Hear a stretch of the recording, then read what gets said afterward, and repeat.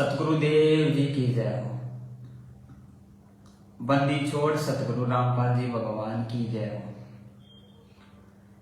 सभी भक्त भाइयों को दास का सत साहिब परम पिता परमेश्वर बंदी छोड़ सतगुरु रामपाल जी भगवान के चरणों में दास का कोटि कोटि दंडवत प्रणाम। तब तक भगत भाइयों, कुछ भगत भाई आप लाइव जुड़ जाइए और वीडियो को शेयर कर दीजिए। तब तक हम परमपिता परमेश्वर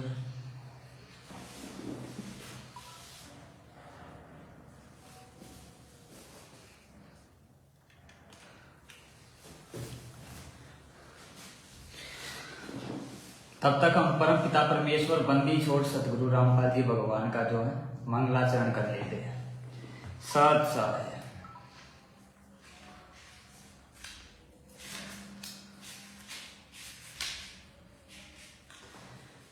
सतगुरुदेव जी की जय हो। बंदी छोड़ सतगुरु रामपाल जी भगवान की जय हो। ग्रीव नमो नमो सतपुरुष को नमस्कार गुरु की नहीं। सुर नर मुनि जन साधवा संतो सर्वस दीन नहीं। सतगुरु साहेब संत सब दंडोतम प्रणाम। आगे पीछे मध्य हुए तीन पूजा कुर्बान। निराकार निर्विषम काल जाल भंजन। निर्लेपम निज निर्गुणम अकल अनुपवे सोन्नदुनम। सोहम सुक्ति समाप्तम सकल समाना निरतल। उदल गिरंबर हरदम बेपरवाह था है। वार पार नहीं मदद ग्रीव जो सुमरे सिद्ध होई। गणनायक गलताना करो अनुग्रह सोई। पारस पद परवाना आदि गणेश नाम। गणनायक देवन देवा चरण कमल लोलाम। आदि अंत करु सेवा परम शक्ति संगीतम। रिधि सिद्धि दाता सोई अवगत गुण अतीतम। सत्य पुरुष नर मोहि जगदम्बा जगदीशम। मंगल रूप मुरारी तन मन अर्पो शीशम। भक्ति मुक्ति भंडारी सुर नर मुनि जन ध्यावे। ब्रह्मा विष्णु महेश शेष सहस मुख गावे। पूजय आदि गणेशा इंद्र कुबेर सरीका। वरुण धर्म राय ध्यावे सुमरथ जीवन जी का। मन इच्छा फल पावे 33 कोटि अधारा। ध्यावे 88 उतरे बहु जल पारा। कटे है यम की फांसी 33 कोटि अधारा।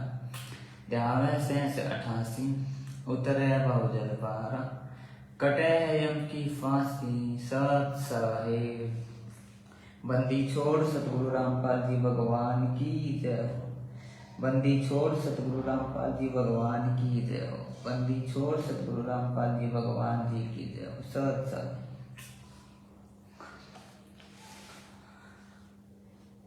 सत्संग भाइयों और बहनों, आज पवन भगत जी जो है, पवन दास जी जो है, वो कुछ काम से बाहर गए हैं। तो दास आज का जो शंका समाधान का विषय है, तो दास आज उस पर लाइव आया है। परमेश्वर की दया से परमात्मा ने दया की है। तो आज का जो शंका समाधान का जो है विषय है हमारा, उसको जो है परमपिता परमेश्वर की दया से दास ज्ञानाधार से बताने की कोशिश करेगा। सत साहेब तो भगत भाइयों, जैसा कि आप लोगों को पता है, आगामी 14 जून को कबीर प्रकट दिवस मनाया जाना है। आगामी 14 जून को कबीर प्रकट दिवस मनाया जाना है। तो इस पर कुछ भगत भाइयों की शंका है कि भगत जी चलो मानते हैं गुरुदेव परमात्मा है, चलो मानते हैं बंदी छोड़ सतगुरु रामपाल जी भगवान ही कबीर परमात्मा है।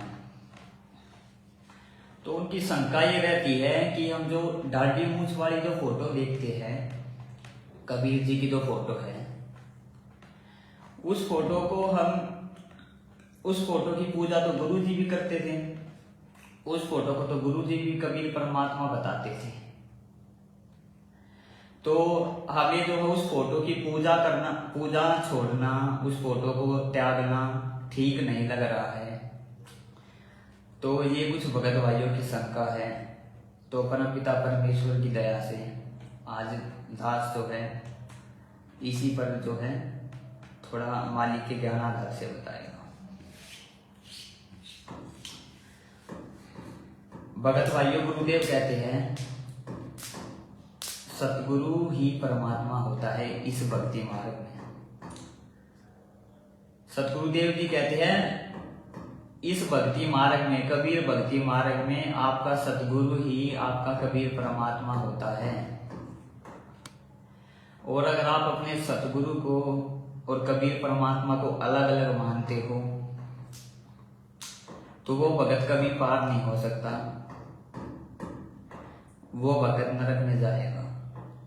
गुरुदेव सत्संग में साफ साफ बोलते हैं, गुरु मानुष कर जानते ते नर कहिए अंधे, ओए दुखी संसार में आगे हम के फंदे। कबीरा ते नर अंध है गुरु को कहते और, हरि के रूठे ठोर है गुरु रूठे नहीं ठोर। यहाँ पर परमपिता परमेश्वर बंदी चोर सतगुरु रामपाल जी भगवान क्या बताना चाहते हैं? कबीरा ते नर अंध है गुरु को कहते और, हरि के रूठे ठोर है गुरु रूठे नहीं ठोर। कि जो अपने गुरु को भगत है और अपने परमात्मा को अलग अलग मानते हैं वो अंधे हैं। उनको परमात्मा ने अंधे की श्रेणी में गिना है। अंधे की श्रेणी में गिनने का मतलब है उनको भी भक्ति मार्ग का कुछ पता नहीं है, तत्व ज्ञान का उनको भी कुछ पता नहीं है। दूसरी वाणी है परमात्मा की, सतगुरु पूर्ण ब्रह्म है। सतगुरु आप, दूसरी वाणी है परमात्मा की, सतगुरु पूर्ण ब्रह्म है, सतगुरु आप अलेख, सतगुरु रमता राम है, या मैं मीन न एक। परमपिता कह रहे हैं यहाँ पे कि सतगुरु ही पूर्ण ब्रह्म होता है। सतगुरु आप अलेख है, सतगुरु रमता राम है, सतगुरु ही वो असली राम है। या मैं मीन न मेक है, या मैं मीन न मेक का मतलब परमात्मा ने बताया। इसमें थोड़ा सा भी डिफरेंस, मतलब मान लेना आप लोग कि तुम्हारा गुरु और परमात्मा अलग अलग है। तो यहां तक तो बात हुई भगत भाइयों। अब जहां तक रही उस दाढ़ी मूछ वाली फोटो की, कुछ भगत भाई कहते हैं कि वो दाढ़ी मूछ वाली फोटो जो है उसकी फिर गुरुदेव की पूजा करते थे। तो इस पर दास ज्ञान आधार से जवाब देना चाहेगा। भगत भाइयों, वो गुरुदेव की, वो परमात्मा की एक मजबूरी थी।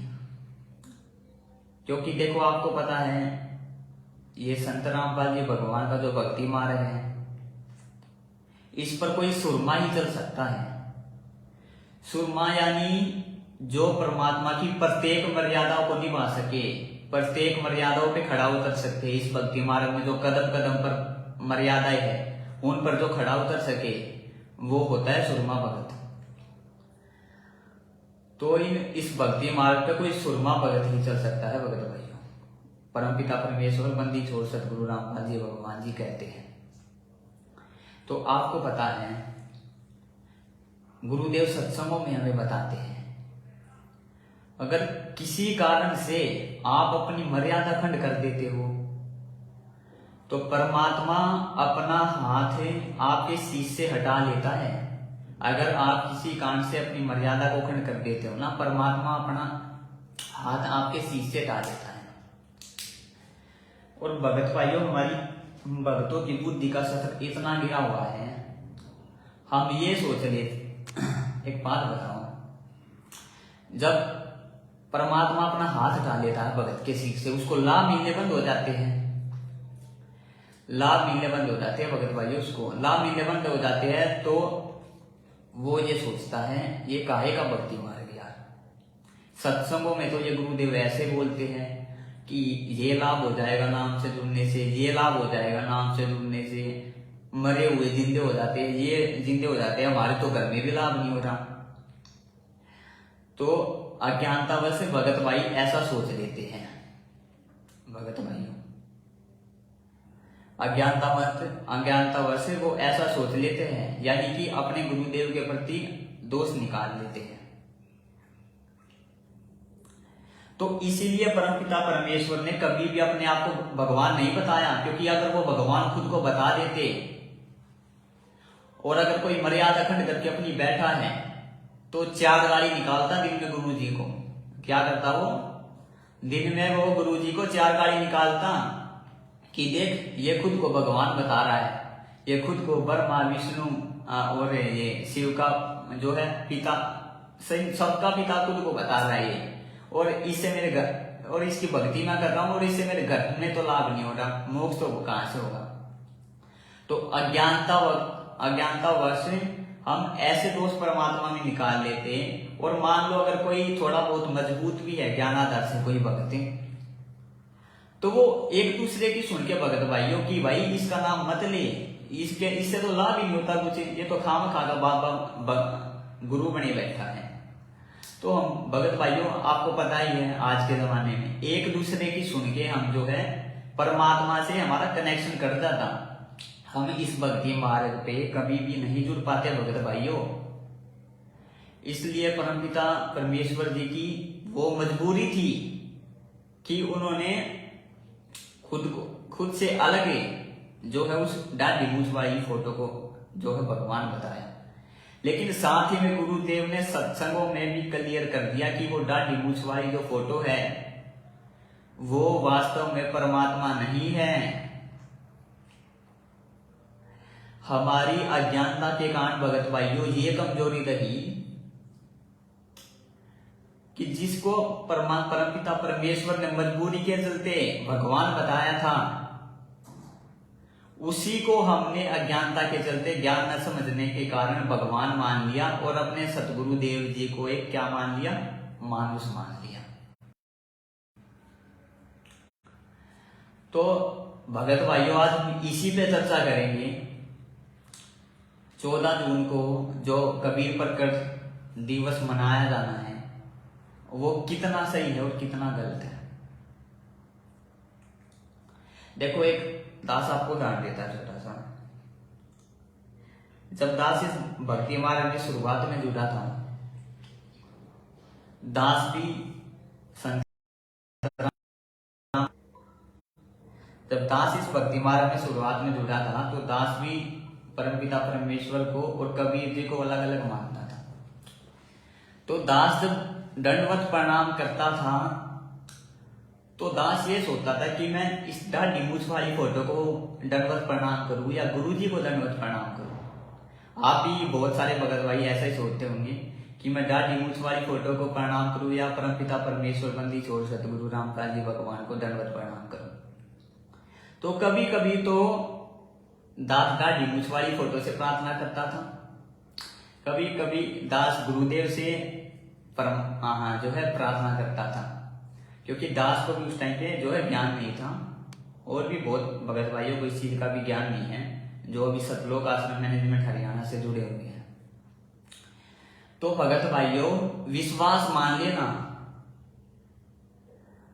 जब तक आप गुरु और परमात्मा को अलग मानोगे तो आपका इस भक्ति मार्ग में कभी भी विश्वास नहीं बन पाएगा, जिसको बोलते हैं कॉन्फिडेंस। आपका इस भक्ति मार्ग में कभी भी कॉन्फिडेंस या विश्वास नहीं बन पाएगा, क्योंकि जब प्रार्थना करने का समय आएगा, परमपिता भगवान के बारे में सोचने का समय आएगा, आप उस टाइम पे कंफ्यूज हो जाओगे कि मैं दाढ़ी मूंछ वाली उस फोटो से जो काल्पनिक चित्र है कबीर जी का उससे प्रार्थना करूं या संत रामपाल जी अपने गुरुदेव से प्रार्थना करूं। इसके चलते आपका इस भक्ति मार्ग में कभी भी विश्वास नहीं बन पाएगा भगत भाइयों। और रही दूसरी बात, आपके सामने एक तो सेब या संतरा कुछ भी रखा हो और एक तरफ उनका चित्र रखा हो, तो आप किस चीज को खाओगे भगत भाइयों अगर आपको भूख लगी है तो?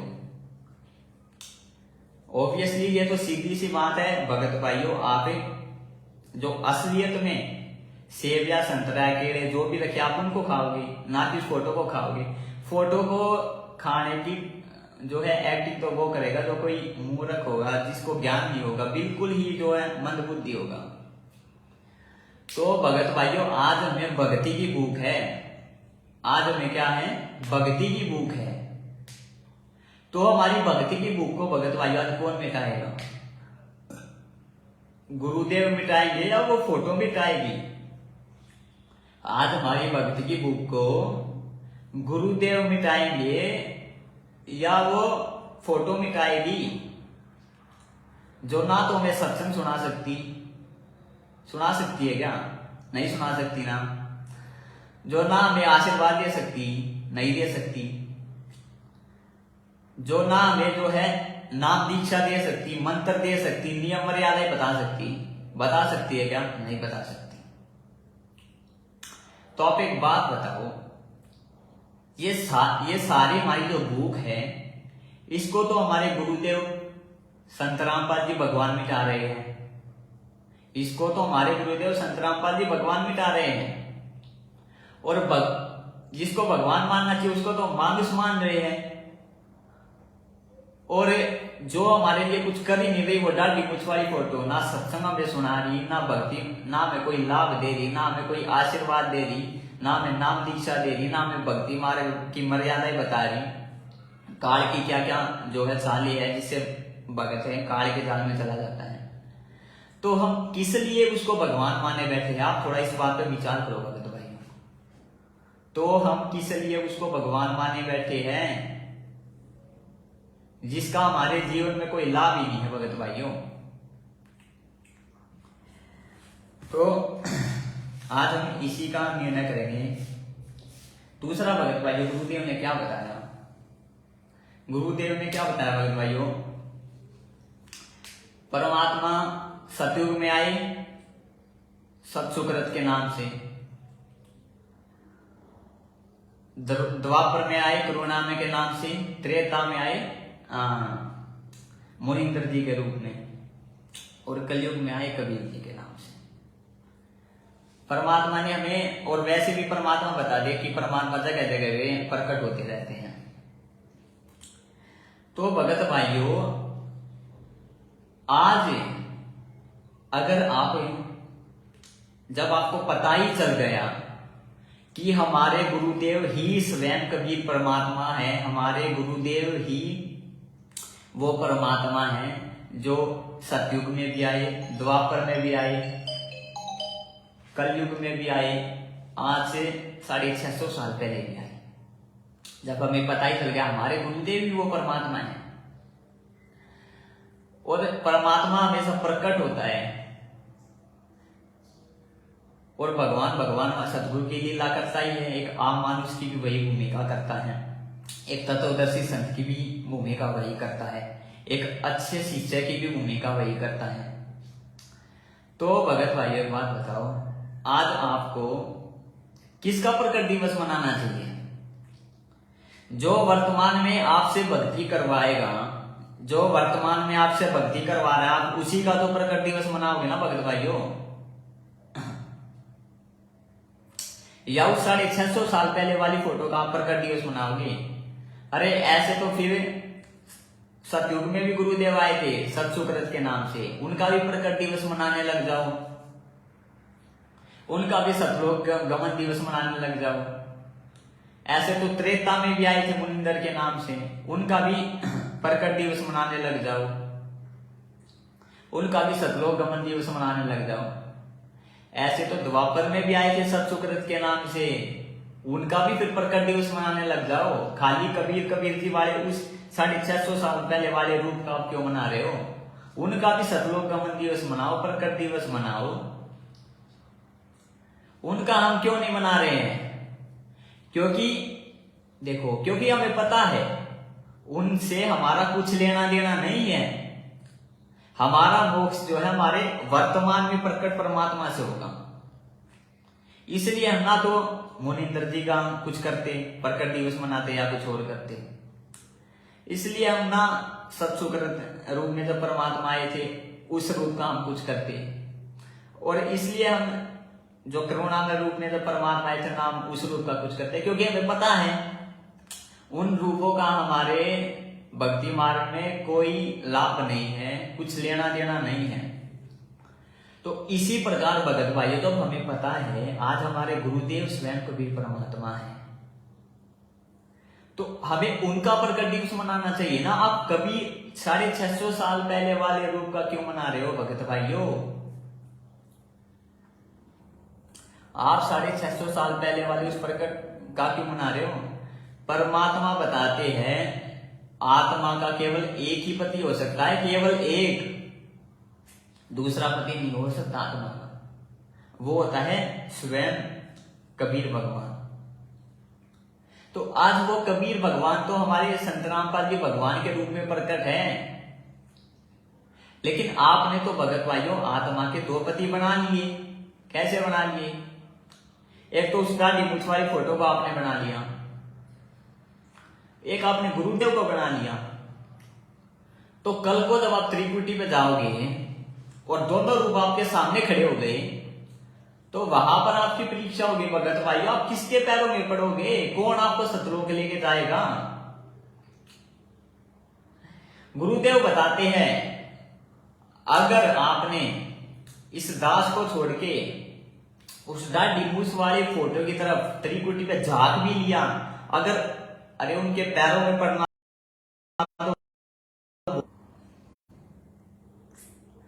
उस फोटो के पैरों में पड़ना तो भगत भाइयों बहुत दूर की बात है। अगर आप उन्हें उसकी तरफ झांक भी लिया ना, देख भी लिया, परमात्मा कहते हैं वहीं पे आप रिजेक्ट हो जाओगे सदा सदा के लिए त्रिकुटी से।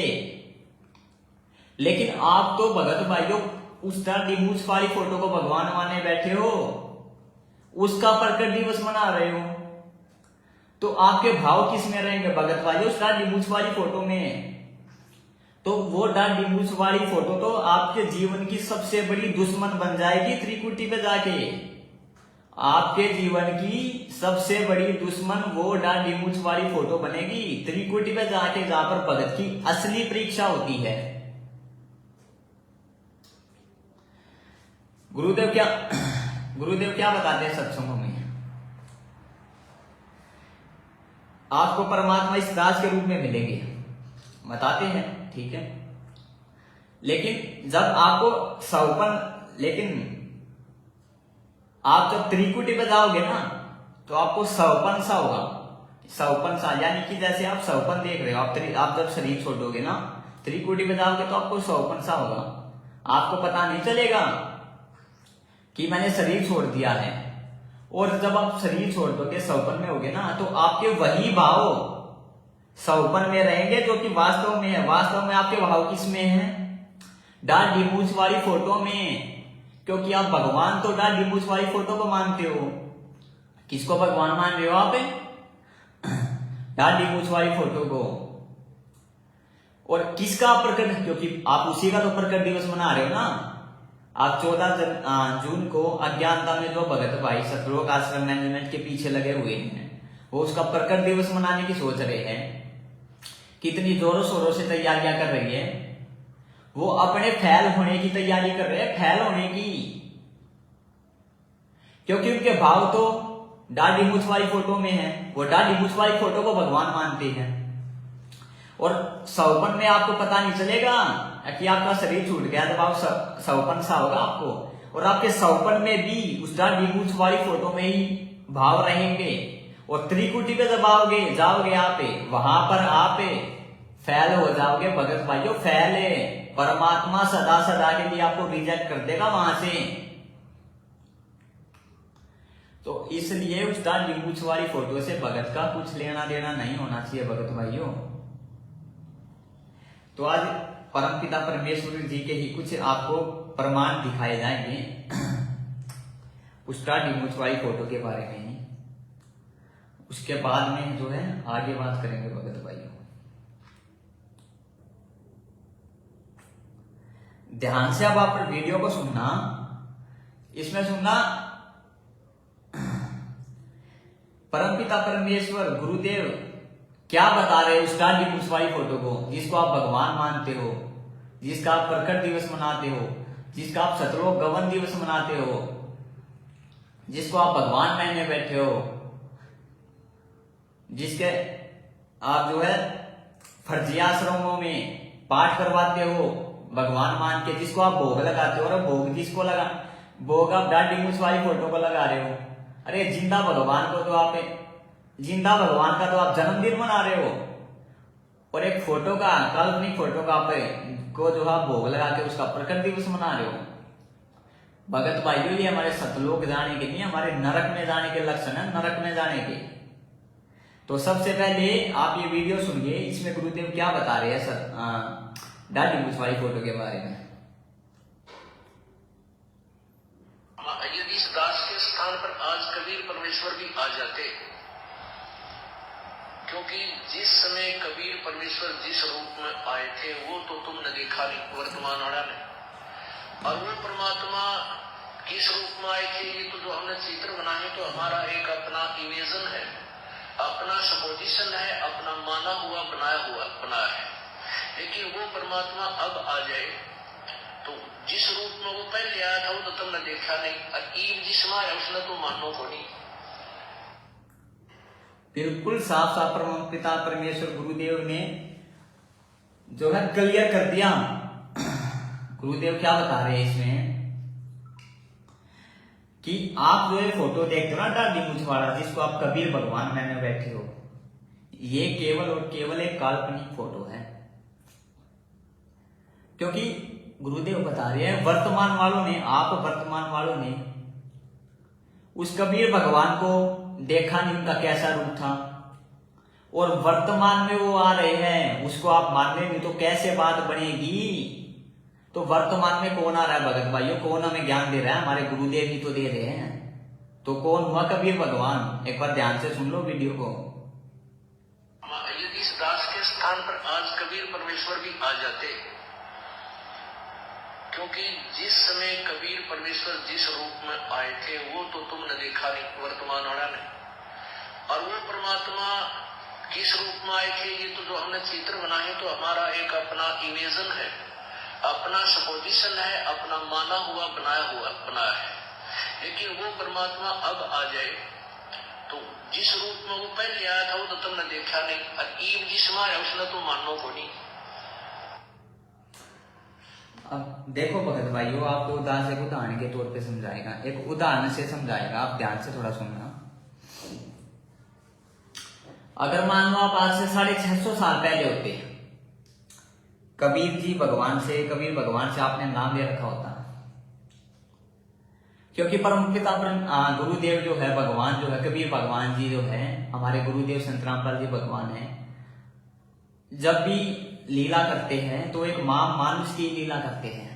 वो हमेशा भगवान को अपने से दूसरा प्रदर्शित करते हैं, अपने से भगवान को दूसरा बताते हैं।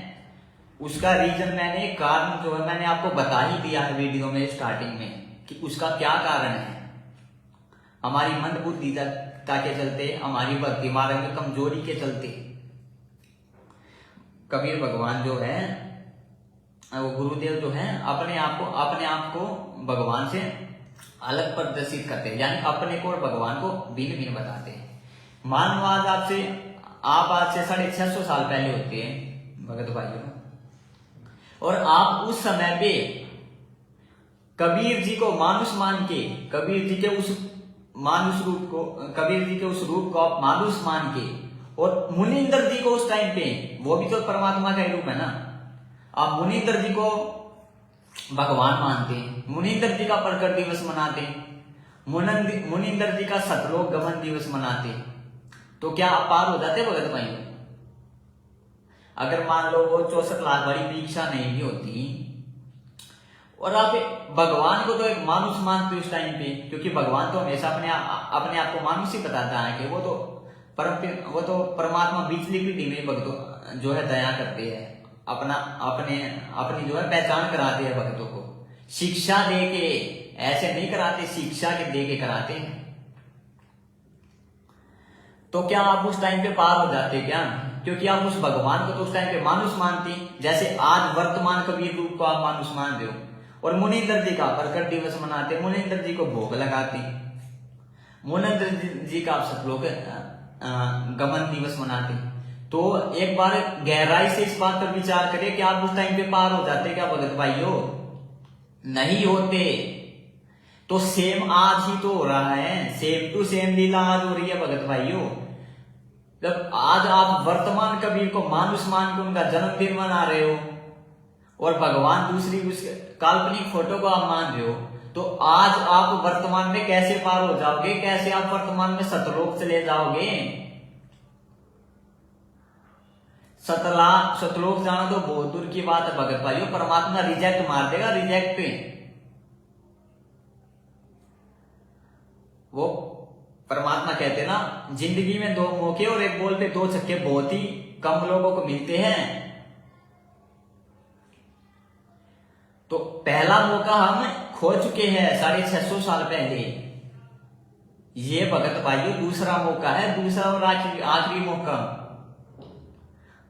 अगर इस मौके को भी हमें खो देंगे तो बात नहीं बनेगी। फिर एक बार फिर से सुनिए सज्जन, इसके बारे में इस पे बात करेंगे। यदि इस दास के स्थान पर आज कबीर परमेश्वर भी आ जाते, क्योंकि जिस समय कबीर परमेश्वर जिस रूप में आए थे वो तो तुमने देखा नहीं, वर्तमान वाला नहीं।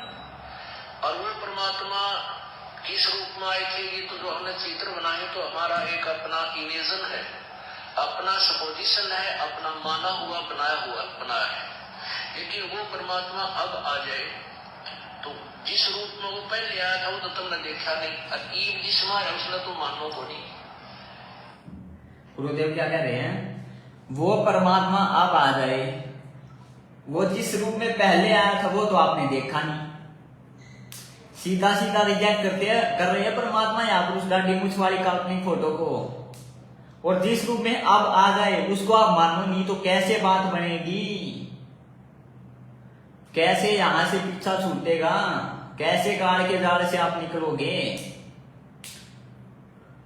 भगवान समझा रहे हैं, कोई मैं अपनी तरफ से नहीं बोल रहा हूं भगत भाइयों। तो आप विचार करना इस पे, जो भगत भाई वीडियो को देख रहे हो, नए नए भक्ति मार्ग से जुड़े हैं और प्रकट दिवस मनाने की सोच रहे हैं। तो अब देखो अगला वीडियो देखो, इसी के ऊपर है। वीडियो को थोड़ा ध्यान से सुनना भगत भाइयों। जो हम चित्र देखते हैं प्रभु का, ऐसा चित्र नहीं है।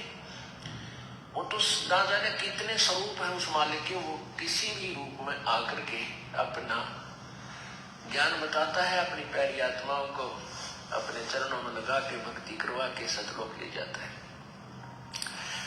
अब आज हम भगवान की तलाश कर रहे हैं और परमात्मा क्या अनमोल वस्तु है, क्या अनमोल है, कितना उसके अंदर गुण है। यदि आज हमें वो मिल जाए, आपके सामने आ जाए, तो आपकी क्या स्थिति होगी? एक बार सोचना, जो भक्त आत्मा है गहराई से सोचे। अब जैसे भूखे को भोजन सामने मिल जाए और निर्धन को सामने धन की थैली नजर आवे तो कैसी तरफ होगी इसकी? प्यासे को पानी मिल जावे तो कैसी श्रद्धा करेगा, टूट कर पड़ेगा उसके ऊपर। धन है तो ठाका सीने का यूं देख कर भाग लेगा, छुपा चुकी तो इसने कोई देख ना ले। और सामने भोजन है तो ऐसे सब टूट के पड़ जाएगा, फटाफट खाएगा, अपनी जान बचाएगा। ऐसे ही हमें जब परमात्मा आज मिल जाना, आपके सामने आ जाना, क्योंकि हम उसी की तलाश में तो भटक रहे हैं, तो आपकी कैसी श्रद्धा होगी ये आप अपने अपने स्तर से सोच सकते हैं। अब वो भगवान यहाँ आ जाए, अरदास के स्थान पर बैठकर सत्संग करने लग जाए, क्योंकि ज्ञान तो देना ही पड़ेगा। गुरु और गोविंद दोनों के तो शुरुआत इसमें जो है 2 मेन पॉइंट है भगत भाइयों, जो हमने देखने हैं मालिक के ज्ञान आधार से।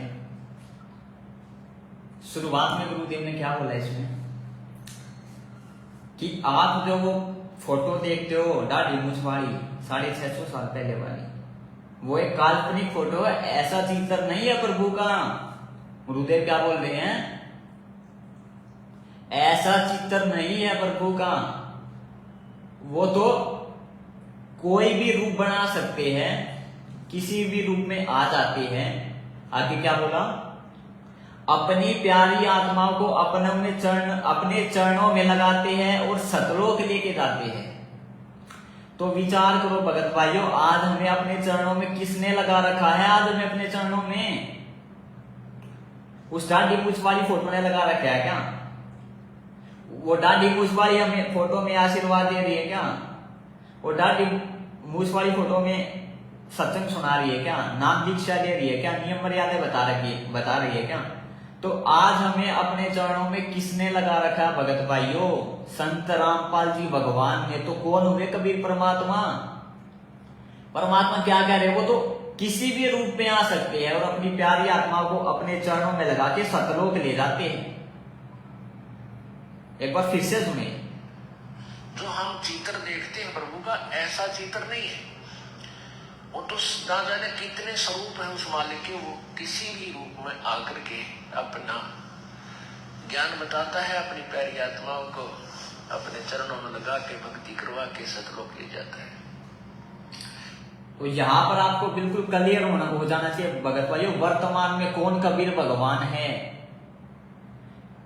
और जैसा कि दास ने आपको मुनिंदर जी वाला उदाहरण दिया, आप वही गलती कर रहे हो। 14 जून को प्रकट दिवस मना के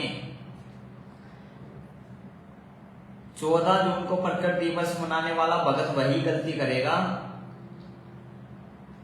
फिर तो परमपिता परमेश्वर सतगुरु रामपाल जी भगवान ही जाने उसके साथ क्या होगा क्या नहीं होगा।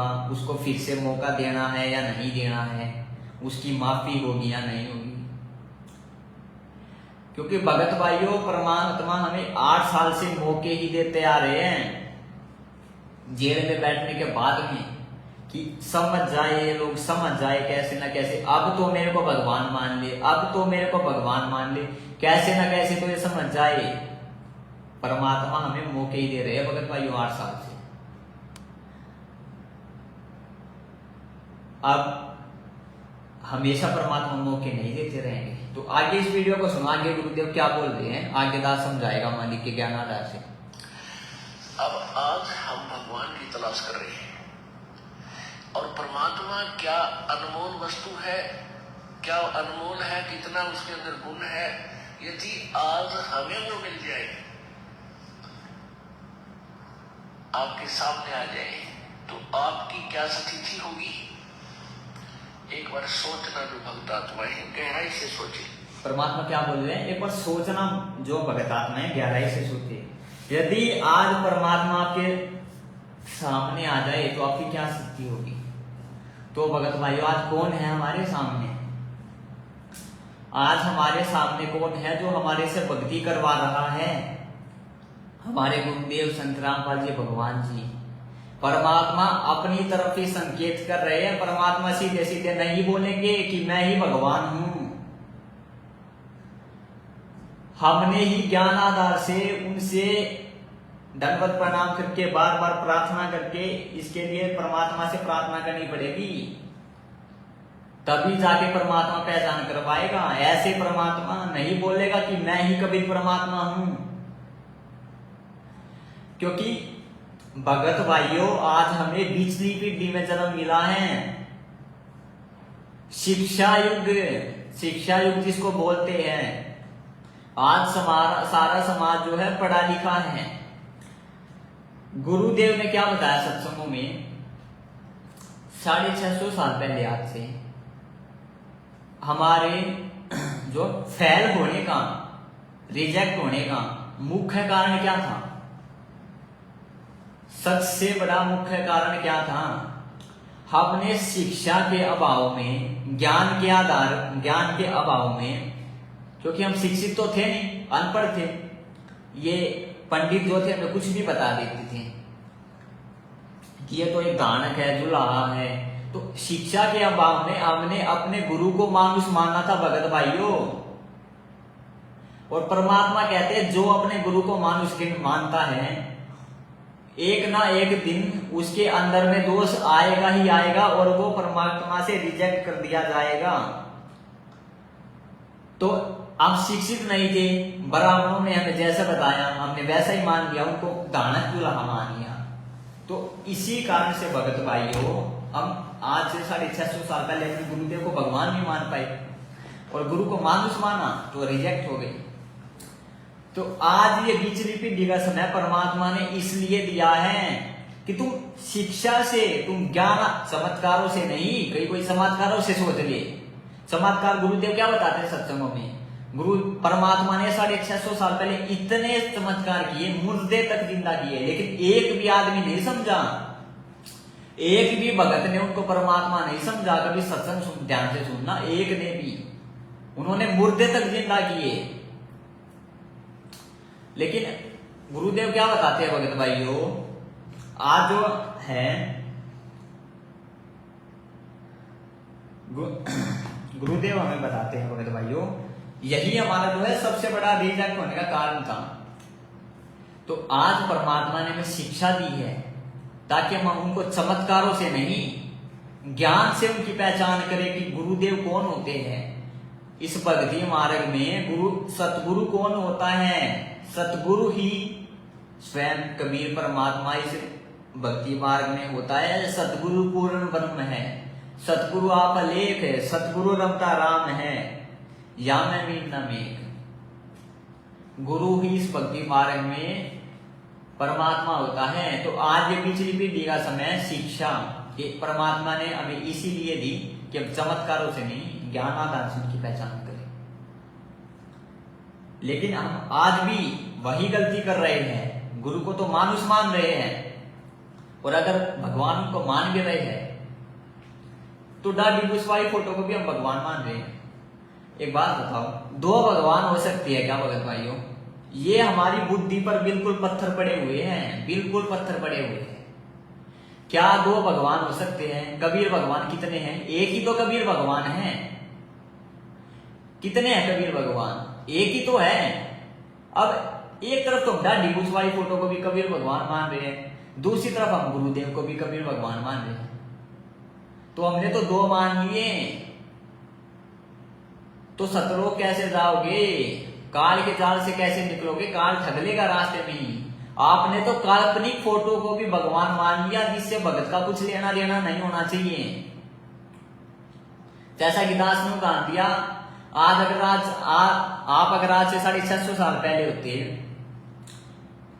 और कबीर जी जैसा कि परमात्मा तो मानुष की लीला करते ही करते हैं, क्या उस टाइम पे आप मुनींद्र जी को भगवान मान लेते? अरे उस टाइम पे मुनींद्र जी की पूजा करने लग जाते हैं क्या पे? उस टाइम पे मुनींद्र जी को प्रकट दिवस मनाने लग जाते हैं क्या पे? उस टाइम पे उनका जो अवतरण दिवस पता नहीं क्या क्या मनाने लग जाते हैं क्या पे? नहीं मनाते, क्योंकि आज आपको ज्ञान है ना 650 साल पहले कौन था। आज आपको क्या है? ज्ञान है 650 साल पहले कौन था। लेकिन वर्तमान में हमें ज्ञान नहीं है, खाली देखा देखी में चल रहे हैं। अगर हमें वर्तमान में ज्ञान हो कि आज वर्तमान में जो प्रकट है वही कबीर भगवान है, तो क्या हम उस दाढ़ी बुसवाई फोटो को भगवान मान सकते हैं? क्या उससे भगत का कुछ लेना देना हो सकता है? क्या उसका वो प्रकट दिवस या सतलोक गमन दिवस मना सकता है? नहीं मना सकता। हम ज्ञान लेकर भी अंधे बने हुए हैं भगत भाइयों, ज्ञान लेकर भी अंधे। तो थोड़ा इन बातों पे आप विचार करो। आगे देखो गुरुदेव क्या बोल रहे हैं।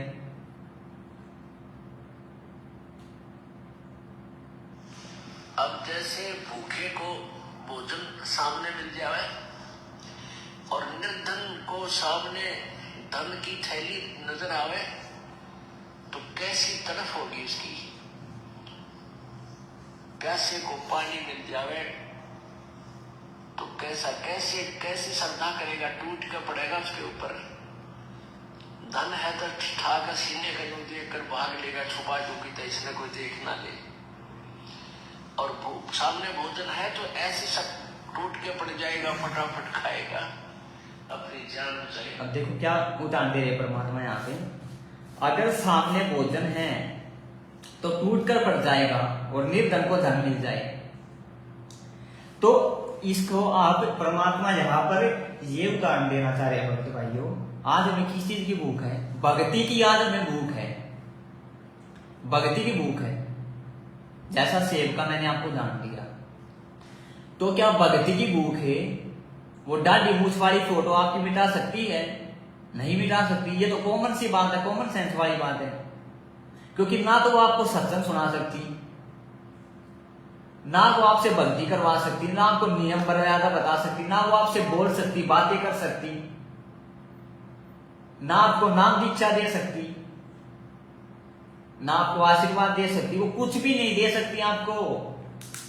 तो आपकी ये भक्ति की भूख आज कौन पूरी कर रहा है? कौन इसको मिटा रहा है? गुरुदेव ही तो मिटा रहे हैं। तो यहां पर ये उदाहरण परमात्मा देना चाह रहे हैं भक्त भाइयों, हम भक्तों को। तो इस उदाहरण को आप समझो।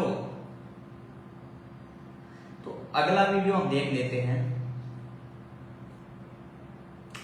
अब जो भगत भाई उस फोटो को कबीर भगवान मानते हैं, देखो त्रिकुटी में परीक्षा तो होनी है, इसमें तो कोई शक नहीं है। और परमात्मा ने बताया जब आपको सौपन सा होगा ना, वास्तव अगर आप असलियत में जिसको भगवान मानते हो, आप सौपन में भी उसी को भगवान के रूप में स्वीकार करोगे। किसको स्वीकार करोगे? भगवान के रूप में, जिसको आप असलियत में मानते हो। ठीक है, आप असलियत में किसको भगवान मान रहे हो? दाढ़ी मूछ वाली फोटो को। तो जब त्रिकुटी में परीक्षा होगी तो परमात्मा देखो यहाँ पर क्या कह रहे हैं, ध्यान से सुनना भगत भाइयों। अगर उस फोटो की तरफ आपने झांका भी, सीधे आप रिजेक्ट, सीधे त्रिकुटी से रिजेक्ट। लेकिन आपके भाव तो उस दाढ़ी मूछ वाली फोटो में है। आप तो भगत भाइयों अपने फैल होने की तैयारी कर रहे हो, आप प्रकट दिवस की तैयारी नहीं कर रहे हो। आप 14 जून को कबीर प्रकट दिवस की तैयारी नहीं, अपने त्रिकुटी पे फैल होने की जो है तैयारी कर रहे हो। देखो सुनो, गुरु और गोविंद दोनों खड़े, वहां मान लीजिए परमात्मा दोनों रूप बना खड़ा हो जा, एक दास का रूप और दूसरा अपना ओरिजिनल रूप। तो कहते वहां भी परीक्षा होगी, किसके लागू पाए? सबसे पहले कहते बलिहारी गुरु अपना, जिन गोविंद दियो मिलाए। अपने गुरु जी के चरणों में गिरना, वहां पर परमात्मा की तरफ अगर झांक भी लिया, उधर साथ होगी तो वो रिजेक्ट करेंगे आपको। यहाँ भी ऐसा ही होगा। गुरुदेव क्या बोल रहे हैं? अगर आपने उधर झांक भी लिया तो कबीर परमात्मा को रिजेक्ट करेंगे। पीछे गुरुदेव ने क्या बोला था सत्संग में भगत भाइयों? आपने तो देखा ही नहीं कबीर भगवान कौन है, क्या उनका रूप है, ये तो एक काल्पनिक फोटो है। जब आपने भगवान को ही नहीं देखा भगत भाइयों, तो आप कैसे उनके चरणों में पड़ोगे? वहां पे आप उस दाढ़ी मूछ वाली फोटो के चरणों में पड़ेगे। काल वहां पे उस दाढ़ी मूछ वाली फोटो का ही, क्योंकि काल को पता है आप किसको भगवान मानते हो। काल वहां पे दाढ़ी मूछ वाली फोटो का ही जो है रूप बनाकर खड़ा हो जाएगा। और आप किस, क्योंकि आपके भाव तो उस फोटो में है, आप उसके ही चरणों में पड़ोगे और आप वहां से सीधे रिजेक्ट कर दिए जाओगे, सीधे रिजेक्ट। सुनो एक बार फिर से भगत भाइयों, ज्ञान का भी बड़ा सहयोग होगा। और अब तक पिछले तो मैं ज्ञान देख रहा था, तो आज से 100 वर्ष पहले, आज से दूसरे वाला भी कुछ सुनो एक बार फिर। गुरु और गोविंद दोनों खड़े, वहां मान लीजिए परमात्मा दोनों रूप बना खड़ा हो जा, एक दास का रूप और दूसरा अपना ओरिजिनल रूप। तो कहते वहां भी परीक्षा होगी, किसके लागू पाए? सबसे पहले कहते बलिहारी गुरु अपना, जिन गोविंद दियो मिलाए। अपने गुरु जी के चरणों में गिरना, वहां पर परमात्मा की तरफ अगर झांक भी लिया, उधर साथ होगी तो वो रिजेक्ट करेंगे आपको। यहाँ भी ऐसा ही होगा। यहाँ भी ऐसा ही होगा। गुरुदेव ने क्या बोला? अगर यहाँ भी ऐसा ही होगा। यहाँ भी अगर आपने उस दाढ़ी मूछ वाली फोटो को आपने भगवान मानना, तो यहाँ पर भी परमात्मा आपको रिजेक्ट करेगा और आप तो मान रहे हो। ये 10-15 लाख की जो संगत है 14 जून को जो प्रकट दिवस मनाने जा रही है, जिस गलती के लिए गुरुदेव सत्संग में मना कर रही है तो वही गलती करने जा रही है। गुरुदेव क्या बोल रहे हैं, अपने गुरुदेव को ही भगवान मानना है, यहां भी ऐसा ही करना है आपने, और त्रिकुटी पे भी ऐसा ही करना है। तो अपने गुरुदेव को कौन भगवान मानेगा? जिसने हृदय से अपने गुरुदेव को ही कबीर परमात्मा स्वीकार कर लिया होगा, जिसका दाढ़ी मूंछ वाली फोटो से कोई लेना देना नहीं होगा, जो अपने गुरुदेव को ही कबीर परमात्मा मान के उनका प्रकट दिवस मनाएगा, जो अपने गुरुदेव को ही अंतर्यामी समझेगा, उसको वो जो है वो है परमात्मा। भगत भाइयों, साफ कर दिया परमात्मा ने बिल्कुल। तो अब अगला वीडियो सुनिए भगत भाई, वहां पे अगले कुछ 2-3 वीडियो 5-6-7 वीडियो है, उनमें परमात्मा बिल्कुल साफ कर रहे हैं गुरुदेव कौन है। गुरुदेव स्वयं ही कबीर परमात्मा है। जिन भगत भाइयों को दास की बात पर विश्वास नहीं हो रहा है और अभी नया नया वीडियो देख रहे हैं, सतलोक आश्रम मैनेजमेंट से अभी जुड़े हुए हैं, तो ये कुछ 6-7 वीडियो देखने के बाद में भगत भाइयों आपको जो है बिल्कुल विश्वास हो जाएगा कि गुरुदेव ही कबीर भगवान है। और वो दाढ़ी मूंछ वाली फोटो हमारे लिए हानिकारक घातक सिद्ध होगी, घातक भक्ति मार्ग में। यहां भी परमात्मा बोले यहां भी ऐसा ही होगा। अगर उसको भगवान मानोगे तो पहली बात तो यहां पर उसको आप भगवान मान रहे हो तो आप त्रिकुटी तक ही नहीं पहुंच पाओगे। जब आप उसको यहीं पे भगवान मान रहे हो आप तो भगत भाई त्रिकुटी तक ही नहीं पहुंच पाओगे। सतलोक तो बहुत दूर है, आप तो यहीं पे रिजेक्ट हो गए। परमात्मा बोल रहे हैं अपने गुरुदेव को छोड़ के आप उस दाढ़ी मूंछ वाली फोटो का प्रकट दिवस मनाने जा रहे हो 14 जून को, आप तो यहीं पे रिजेक्ट हो गए। आगे का तो सफर खत्म हो गया आपका। ये मैं नहीं बोल रहा हूं, गुरुदेव का सत्संग बोल रहा है, जो आपको 2 बार सुनाया था दास ने भी। अब अगला ये देखिए, गुरुदेव साफ साफ बता रहे कि आज से 650 साल पहले कबीर रूप में मैं ही आया था। आज से 650 साल पहले कबीर रूप में मैं ही आया था। अगर किसी की आंखें नहीं खुली है तो अभी आके खोल लेना वीडियो सुन के। अभी जो 3-4 वीडियो दास आपको दिखाएगा। ज्ञान का भी बड़ा सहयोग होगा। और अब तक पिछले जो मैं ज्ञान देख रहा था, तो आज से 600 वर्ष पहले, आज से जब कबीर रूप में वहां धारणक रूप में रहा था, तो वो इन्होंने काल की लूट उसकी 12 परमात्मा क्या कह रहे हैं, पीछे जो मैं ज्ञान दे के आया था आज से 650 साल पहले जब धारणक वाले रूप में रहा था, बिल्कुल साफ साफ बोल रहे हैं कौन है गुरुदेव, कौन है, अपने आप को बिल्कुल दर्शा रहे भगत भाइयों। हम सत्संग ध्यान से नहीं सुनते, गुरु को मानुष मान के सत्संग सुनते हैं, इसलिए परमात्मा के सत्संग हमें समझ में नहीं आते। इसलिए हम जगह जगह पे जो है मार खा जाते काल की चालों में। एक बार फिर से सुने ध्यान से। ज्ञान का भी बड़ा सहयोग होगा। और अब तक पिछले जो मैं ज्ञान देख रहा था, तो आज से 600 वर्ष पहले, आज से जब कबीर रूप में वहां धारणक रूप में रहा था, तो वो इन्होंने काल की लूट उसके 12 पंथों में इन्होंने उसमें कुछ परिवर्तन कर दिया अपने हिसाब से। आपने सुन लिया भगत भाइयों गुरुदेव कौन है। आप तो बिल्कुल शंका ही नहीं रहनी चाहिए। अगर शंका है तो वो आगे मिल जाएगी, आगे कुछ वीडियो। दूसरा रूप बनाया था, वो सतलोक से आए थे, अपना दूसरा रूप बनाया, सतलोक में गए, वहां से 9 लाख बैल लिए उनको, 18 लाख को भोजन कराने के लिए, और नीचे आए थे। अब देखो गुरुदेव क्या बोल रहे हैं कि वो केशव बनजारे के रूप में कौन था, ध्यान से सुनना। थोड़ा नेटवर्क का दिक्कत आ गया था भगत भाइयों, अभी ध्यान से सुनना।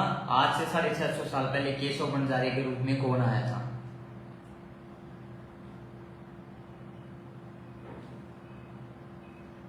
पल के बाद कोई नहीं दिखा।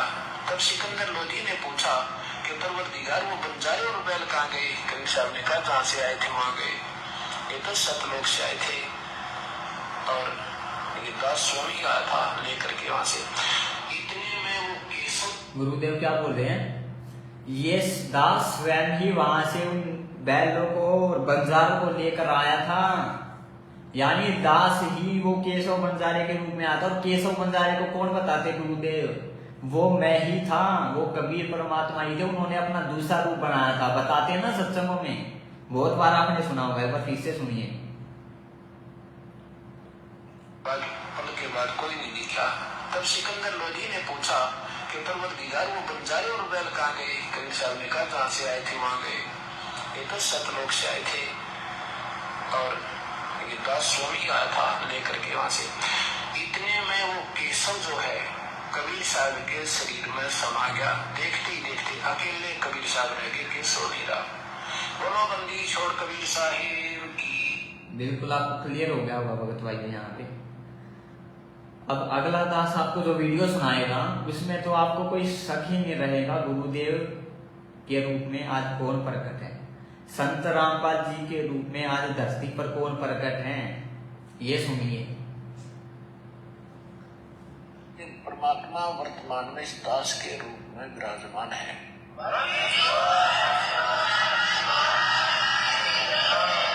भगवान जी परमात्मा वर्तमान में किसके रूप में विराजमान है? जिस दास के रूप में विराजमान है। बिल्कुल यहाँ पर परमात्मा ने क्लियर कर दिया। और उसी परमात्मा का हम क्या बना रहे हैं? 8 सितंबर को जन्मदिन, 8 सितंबर को क्या मना रहे हैं? जन्मदिन उसी परमात्मा का। तो नरक में जाने वाले हम ये काम कर रहे हैं।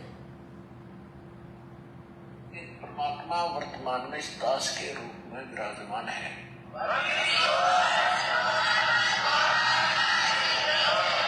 भगवान जी ये भगत भाइयों नरक में जाने की तैयारी है हमारी। जो भगत भाई अभी भी दाढ़ी मूछ वाली फोटो को भगवान मान रहे हैं और गुरुदेव को मानुष समझ रहे हैं, अरे जो भगवान है उसका तो आप जन्मदिन मना रहे हो, बहुत दिवस मना रहे हो, और भगवान को कोई ज्ञान करा सकता है क्या? क्या किसी की इतनी औकात है कि उस कबीर भगवान को जिसने सारी सृष्टि रची, जो आदि अनादि है, क्या उस आदि अनादि भगवान को कोई ज्ञान करा सकता है? इस भक्ति मार्ग का, जिसने पूरी दुनिया को भक्ति मार्ग का ज्ञान कराया, क्या उस भगवान को कोई भक्ति मार्ग का ज्ञान करा सकता है? अरे ज्ञान किसको कराया जाता है भक्ति मार्ग का? जिसको पहले से पता ना हो, जो मानुष हो, मानुष को ज्ञान कराया जाता है। और अब किसको ज्ञान, किसका बोध दिवस मना के साबित, बोध दिवस हम किसका मनाते हैं? 17 फरवरी को संत रामपाल जी का। संत बोध दिवस मनाने का मतलब समझते हो? बोध दिवस मनाने का क्या मतलब है? अपने गुरुदेव को साबित कर देना कि मेरे गुरुदेव को 17 फरवरी को ज्ञान हुआ है इस भक्ति मार्ग का। उससे पहले मेरे गुरुदेव को इस भक्ति मार्ग के बारे में कै खे गै का भी नहीं पता था। यानी उससे पहले मेरे गुरुदेव इस भक्ति मार्ग में बिल्कुल जीरो थे, बिल्कुल जीरो, शून्य जिसको बोलते हैं। यानी 17 फरवरी 1988 से पहले मेरे गुरुदेव इस भक्ति मार्ग में बिल्कुल जीरो थे, जिनको कुछ भी ज्ञान नहीं था। बोध दिवस मना के 10-15 लाख की संगति ये साबित कर रही है, गुरु को मानुष साबित कर रही है। गुरु मानुष कर जानते ते नर कहिए अंधे, ओए दुखी संसार में आगा के फंदे। आगे नरक मिलेगा, नरक। इसलिए दास आपको बता रहा है, जिसका आप प्रकट दिवस मनाने की सोच रहे हो, उस रूप से भगत का कुछ लेना देना नहीं होना चाहिए। वो लीला परमात्मा ने 650 साल पहले की थी और वो 650 साल पहले ही खत्म हो गई। वर्तमान के भक्तों का उससे कुछ लेना देना नहीं है। हम केवल और केवल उनकी लीलाओं को पढ़ सकते हैं।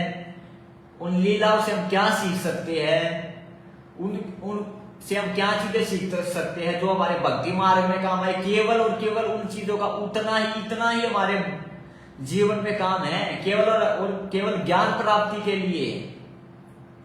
इतना ही हमारे भक्ति मार्ग में उन लीला का काम है, इससे ज्यादा कुछ काम नहीं है। इस बात को समझना पड़ेगा भगत भाइयों हमें। तो आगे सुनिए आप अगला वीडियो, गुरुदेव यहां पर क्या बता रहे हैं अगले वीडियो में।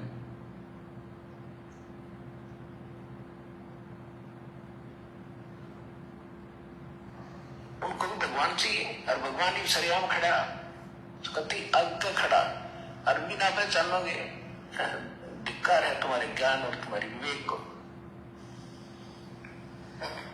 गुरुदेव क्या कह रहे इस वीडियो में, हमें भगवान चाहिए। क्या चाहिए? हमें भगवान, और भगवान हमारे आगे खड़ा, और अब भी नहीं पहचानोगे तो धिक्कार है तुम्हारे बुद्धि और विवेक को। तो हमारे आगे हमारे गुरुदेव भी तो खड़े हैं। कौन सत्संग कर रहे हैं हमारे आगे? हमारे गुरुदेव। वो दाढ़ी मूछ वाली फोटो नहीं कर रही है जिसका आप प्रकट दिवस मनाने वाले हो भगवान मान के। वो आपको सत्संग नहीं सुनाती, वो आपको ज्ञान नहीं देती, वो भक्ति नहीं करवा रही आपसे। और जब हमने देखो इस सत्संग में गुरुदेव क्या बोल रहे हैं, अब भी नहीं पहचानेंगे तो धिक्कार है तुम्हारे बुद्धि और विवेक को। अरे हमने तो पहचान लिया कबीर भगवान कौन है, उस दाढ़ी मूछ वाली फोटो को। तभी तो सत्संग में बैठे हुए, सत्संग में हम बैठे हुए हैं। उस कबीर दाढ़ी मूछ वाली फोटो को ही तो भगवान मान के सत्संग में बैठे हुए हैं। और गुरुदेव यहाँ पर क्या बोल रहे हैं कि अब भी भगवान को नहीं पहचानोगे तो धिक्कार है तुम्हारे बुद्धि और विवेक को। यानी हमने भगवान को तो पहचाना ही नहीं। जिसको हम भगवान मान रहे हैं वो भगवान नहीं है। जिसको हमें भगवान मान रहे वो भगवान नहीं है। उस भगवान को तो हमने पहचाना ही नहीं। गुरुदेव यहां पर अपनी तरफ संकेत कर रहे, मैं देखो भगवान अब सरेआम खड़ा, अब भी नहीं पहचानोगे तो धिक्कार है तुम्हारे बुद्धि और विवेक पे। इस बिचली पीढ़ी में जन्म लेकर भी शिक्षा ग्रहण करने में परमात्मा बिल्कुल साफ साफ यहां पर कर रहे हैं। तो आगे देखो भगत भाइयों, परमात्मा आगे क्या कह रहे हैं। ये तो वैसे तो दास ने जो 2-3 शुरुआत में वीडियो दिखा, उसके बाद तो दिखाने का उसके बाद तो कोई प्रमाण दिखाने की जरूरत ही नहीं पड़नी चाहिए। लेकिन कुछ हमारे भगत है, भाई है, जो धीरे धीरे समझते हैं, धीरे धीरे जो है संकेतों को समझते हैं। तो दास उनके लिए 2-3 वीडियो और दिखा देता है। एक तो परमात्मा सामने आके खड़ा हो गया कि आई एम गॉड। पहले भगत भाइयों सामने देख लो कौन खड़ा है, गुरुदेव। और गुरुदेव क्या बोले सत्संग में कि पुण्यात्माओं अब तो भगवान बिल्कुल सामने आके खड़ा हो गया, आई एम गॉड। तो आगे कौन खड़ा हो गया हमारे आगे? हमारे गुरुदेव। अब भी हम उनको ना पहचान के अपनी मंद बुद्धिता के चलते उनका बोध दिवस मना रहे हैं, जन्मदिन मना रहे हैं, काल्पनिक फोटो का भगवान मान के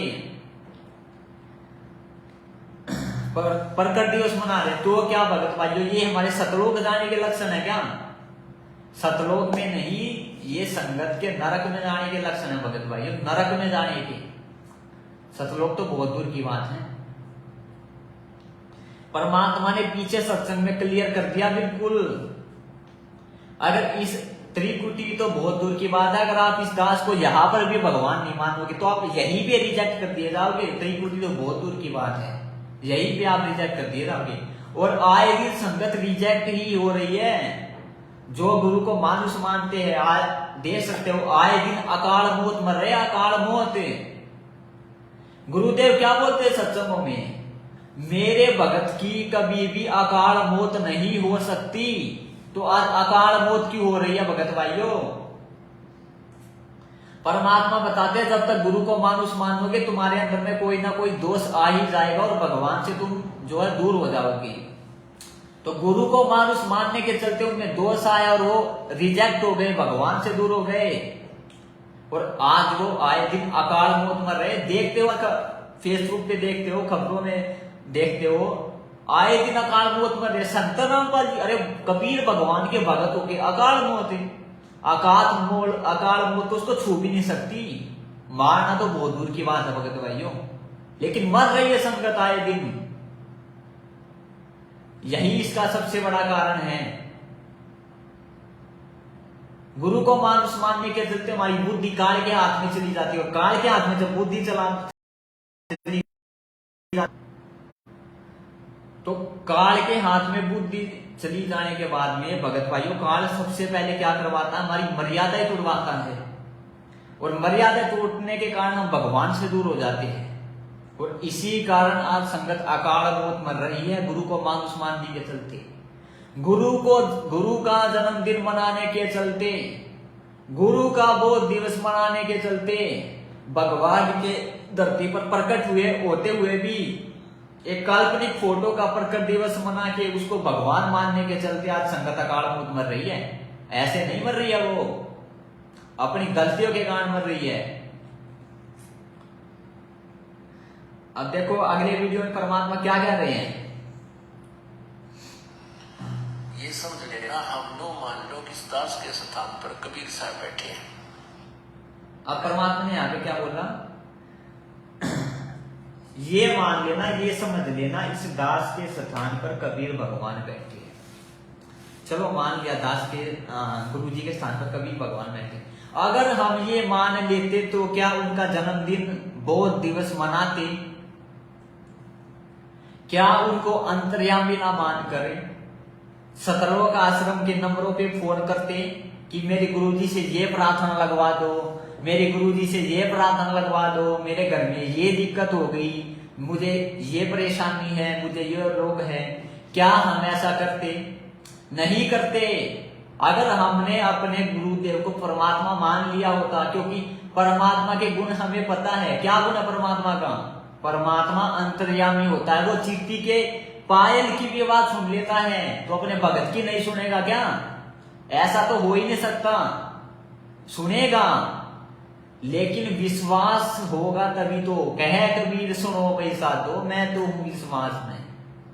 हमारे अंदर में विश्वास ही तो नहीं है भगत भाइयों। अगर गुरुदेव को हमने ये मान लिया होता कि समझ लो इस दास के स्थान पर कबीर भगवान बैठे, यानी गुरुदेव के स्थान पर भगवान बैठे, ये समझ लिया होता तो हमें वहां पर बिना गुरु आदेश के पाठ कराने की जरूरत नहीं पड़ती, ज्योति कराने की जरूरत नहीं पड़ती, ज्योति पाठ कराने की जरूरत नहीं पड़ती,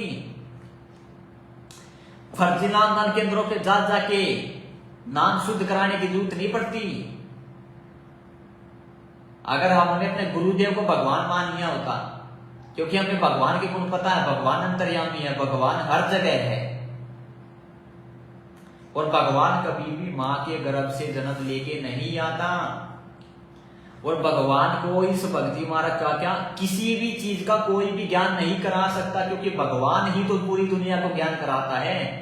भगवान से पूरी दुनिया बनी है, हमसे भगवान नहीं बना है।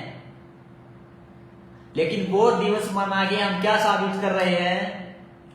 हमारे गुरुदेव को तो 17 फरवरी 1988 को इस भक्ति मार्ग का पता चला है, ये हम साबित कर रहे हैं।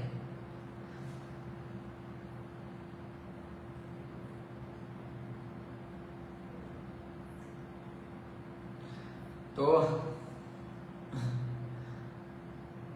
अगर अभी भी किसी भाई को शंका हो तो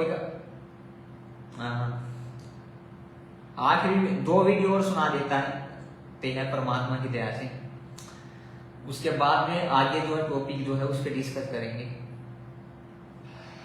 इस दास को प्रभु मानकर व्यवहार करना है, परमात्मा जानकर हर तरह की क्रिया करनी है। बोलते समय, चालते समय अंतर में कोई विशेष गुरु जी के विषय में विवेचन करते समय आपने ये जानना पड़ेगा कि जैसे हम भगवान के बारे में सोच रहे हैं, आपने ये विचार करना चाहिए कि हम गुरु जी के बारे में क्या सोच रहे, नहीं हम भगवान के बारे में सोच रहे हैं।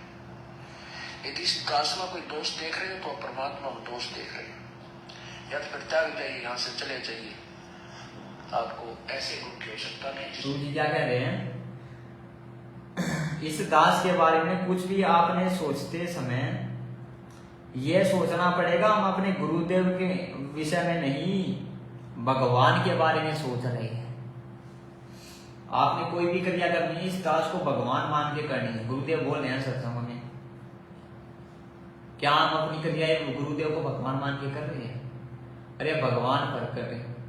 भगवान के रहते सत्य किसी और को भगवान मान के हम तो पूज रहे हैं। हम तो एक काल्पनिक फोटो को भगवान मान के पूज रहे हैं भगत भाइयों। ये क्रियाएं नहीं है सतलोक जाने की। तो आगे देख लेते हैं अब मालिक की दया से।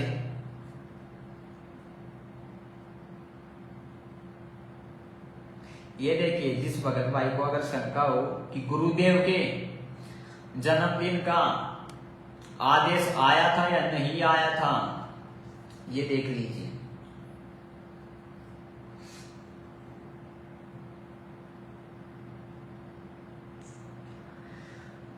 इस पीले पेज में क्या लिखा भगत भाइयों? ये 2020 का पीला पेज है।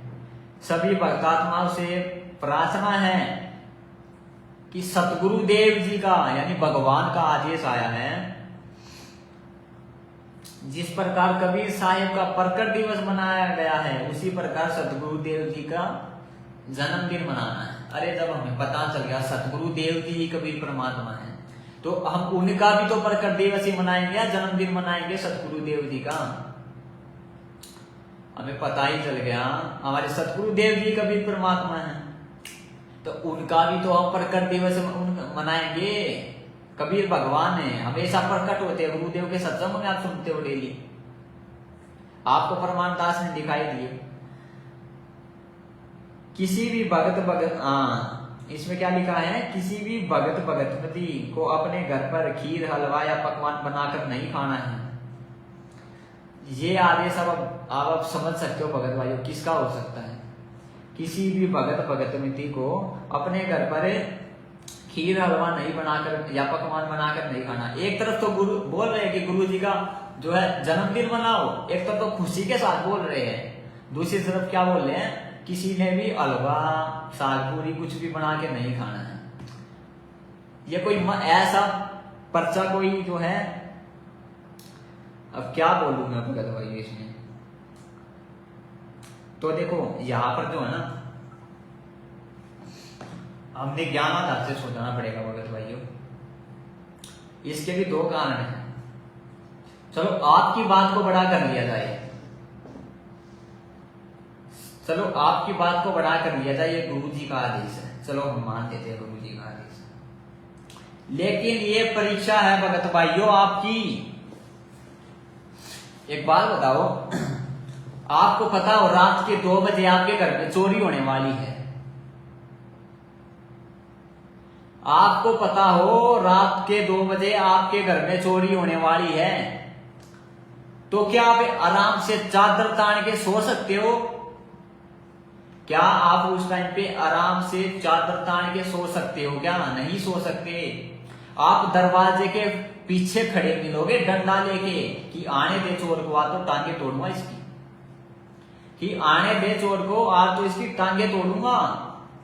आप नहीं सो सकते।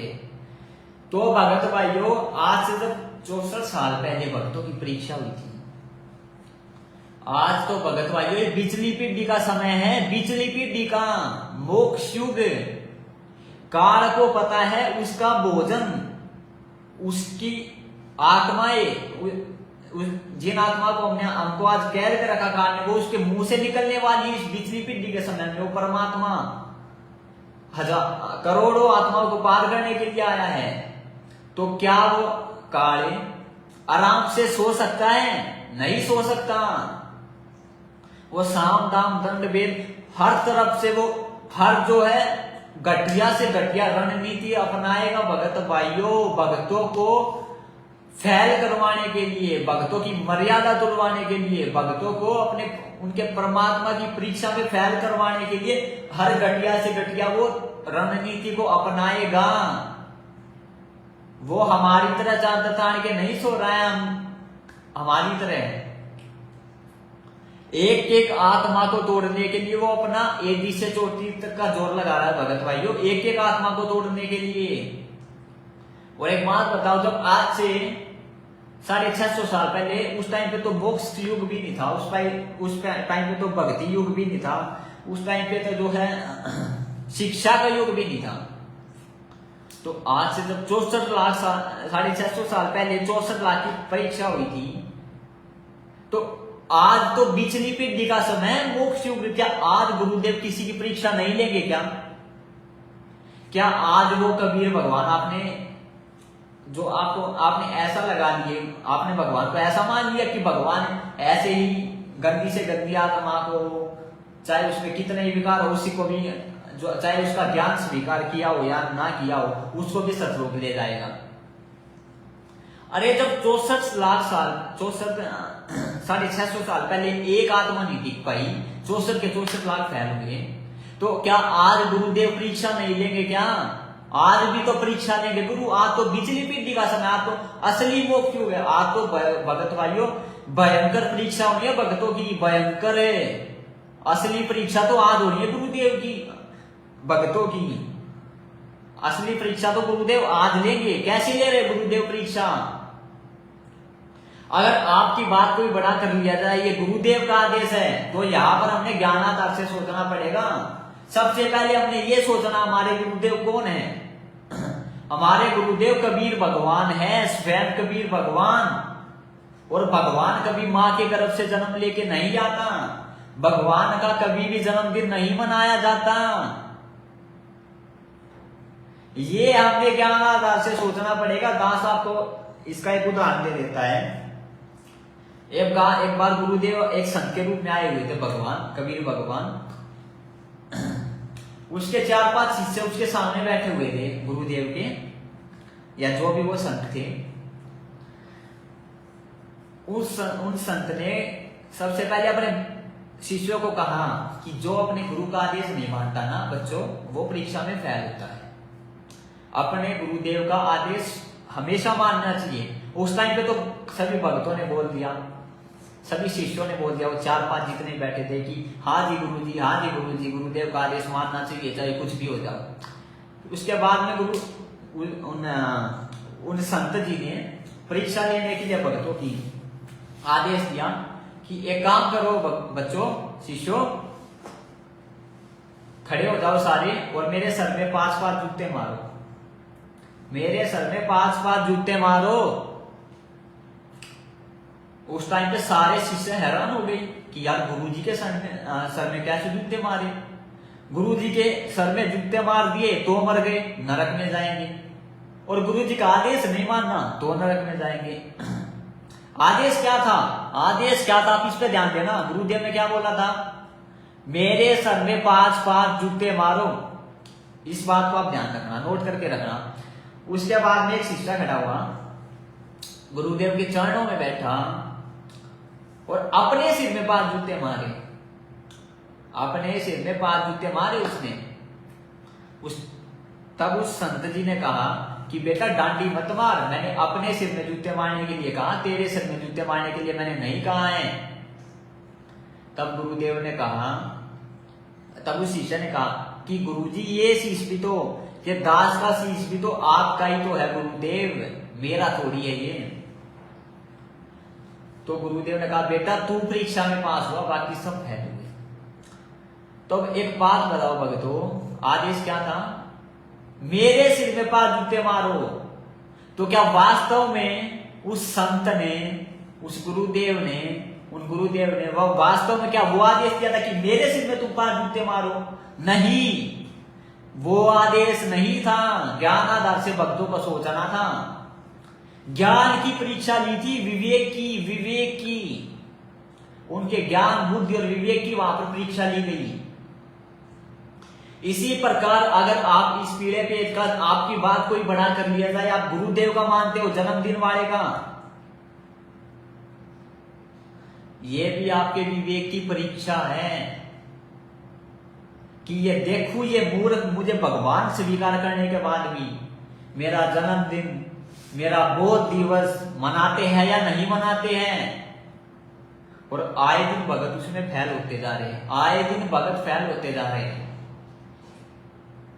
अगर मान लो ये अभी जो पीड़ा पेज आया था 14 जून को प्रकट दिवस मनाने का, मान लो वो गुरुदेव का ही है, चलो आपकी बात को यहाँ पर भी बड़ा कर लिया जाए, यहां पर भी हमने ज्ञान आधार से सोचना पड़ेगा भगत भाइयों कि ये आदेश जब हमने गुरुदेव को, अपने गुरुदेव को ही पहचान लिया, हमारे गुरुदेव ने ही हम लोगों को अपनी पहचान करा दी कि मैं ही कबीर भगवान हूं, तो हम किसी और को भगवान क्यों माने, जब हमारे गुरुदेव ने हमें पहचान करा दी कि मैं ही वो कबीर परमात्मा हूं जो आज से 650 साल पहले आया था। अभी सत्संगों में आपने सुना, उदाहरण दिए दास ने आपको, तो हम उनका क्यों प्रकट दिवस मनाए 650 साल वाले रूप का। अरे दास ने आपको एक और उदाहरण दिया था, क्या आप अगर आप आज से 650 साल पहले होते तो क्या आप उस टाइम पे मुनींद्र जी को भगवान मानते, मुनींद्र जी का प्रकट दिवस मना सकते थे क्या? अगर आप अपने गुरुदेव की पहचान कर लेते कि मेरे गुरुदेव उस टाइम पे कबीर भगवान थे, तो उन्हीं का तो आप करते सब कुछ। तो आज परमात्मा पहचान ही तो करवा रहा है। ये डिजिटल युग किस लिए दिया है? ये मेमोरी कार्ड है, चिप है, मोबाइल है, ये इसीलिए तो दी है कि परमात्मा के जो सत्संग है उनको रिकॉर्ड किया जा सके, रिकॉर्ड करके उनमें से छोटी छोटी क्लिप निकाली जा सके। उन क्लिपों में जो परमात्मा बता रहे अपने सत्संगों में कि मैं ही वो कबीर भगवान हूं, और हम अपनी थोड़ी बहुत बुद्धि का उपयोग करके जो है परमात्मा अपनी पहचान करवाते हैं हमसे, उनकी हम पहचान कर सके। इसीलिए आज ये डिजिटल युग दिया परमात्मा ने भगत भाइयों, समझो इस बात को। तो जो भगत ज्ञानाधारी होगा वो बिल्कुल भी 14 जून को प्रकट दिवस नहीं मनाएगा, बिल्कुल भी वो प्रकट दिवस नहीं मनाएगा, क्योंकि उसको पता चल चुका है मेरे गुरुदेव ही स्वयं कबीर परमात्मा है। तो आगे देख लेते हैं क्या है।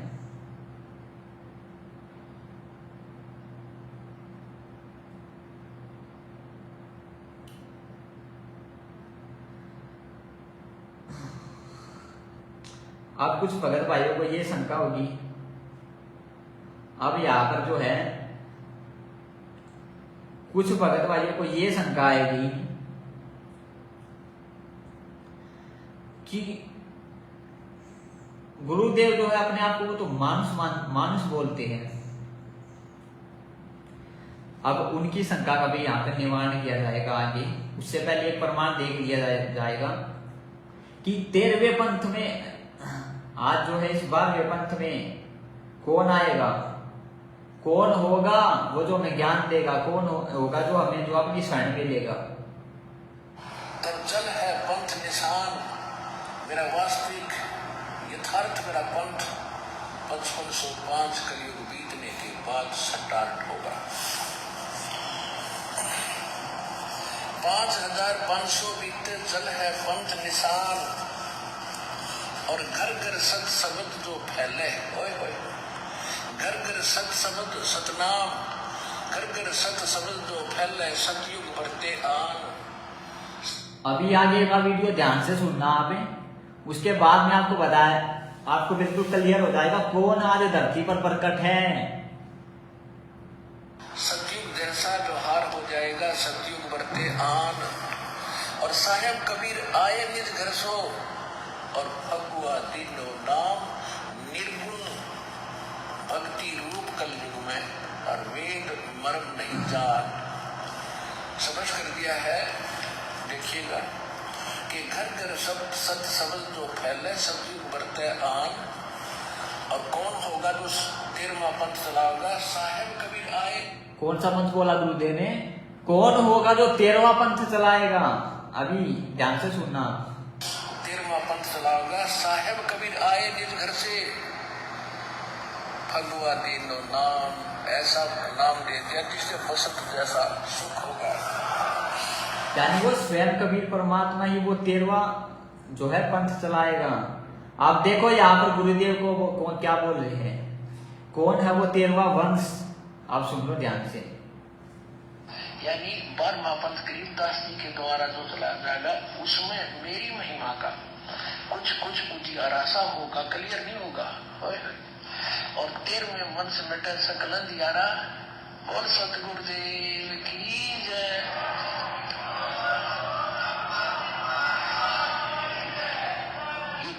वंशीय दास है जो आपके सामने बैठे हैं। भाई बच्चों, आप कल पहचानोगे। क्या बोल रहे गुरुदेव? यो 13वां वंशीय दास है बच्चों, आप कब पहचानोगे? 13वां वंश कौन है? गुरुदेव कौन हुए? गुरुदेव कबीर परमात्मा हुए स्वयं। वो परमात्मा ही तो 13वां वंश जो है चल कर आएगा। देखो सुन लो ध्यान, एक बार ध्यान से फिर से। नहीं होगा। और 13वें वंश मिटे सकल अंधियारा। बोल सतगुरुदेव की जय।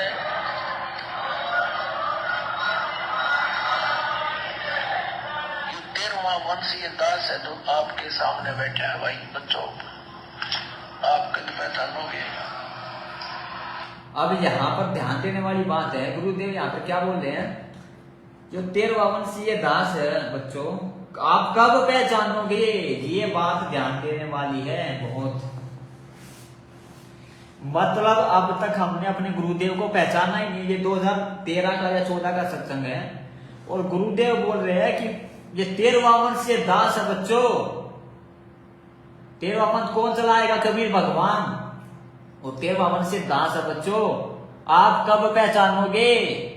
यानी अब तक हमने गुरुदेव को, अपने कबीर भगवान को पहचाना ही तो नहीं है। कौन है हमारे गुरुदेव? तभी तो गुरुदेव को ये बोलने की नौबत आई कि आप कब पहचानोगे मुझे। बड़े दुखी होकर, दुख के साथ परमात्मा बोल रहे हैं, तो 13वां वंशीय दास है बच्चों, आप कब पहचानोगे? परमात्मा संकेत कर रहे हैं, मैं कौन हूं पहचानो मुझे, मानुष मत मानो। मेरे को छोड़ के उस रानी पुष्प वाली फोटो को भगवान मत मानो। मेरा जन्मदिन और बोध दिवस मना के उसका प्रकट दिवस मत मनाओ। यहीं पे रिजेक्ट हो जाओगे। परमात्मा का सीधा सीधा संकेत है। तो आगे देख लेते हैं भगत भाइयों में।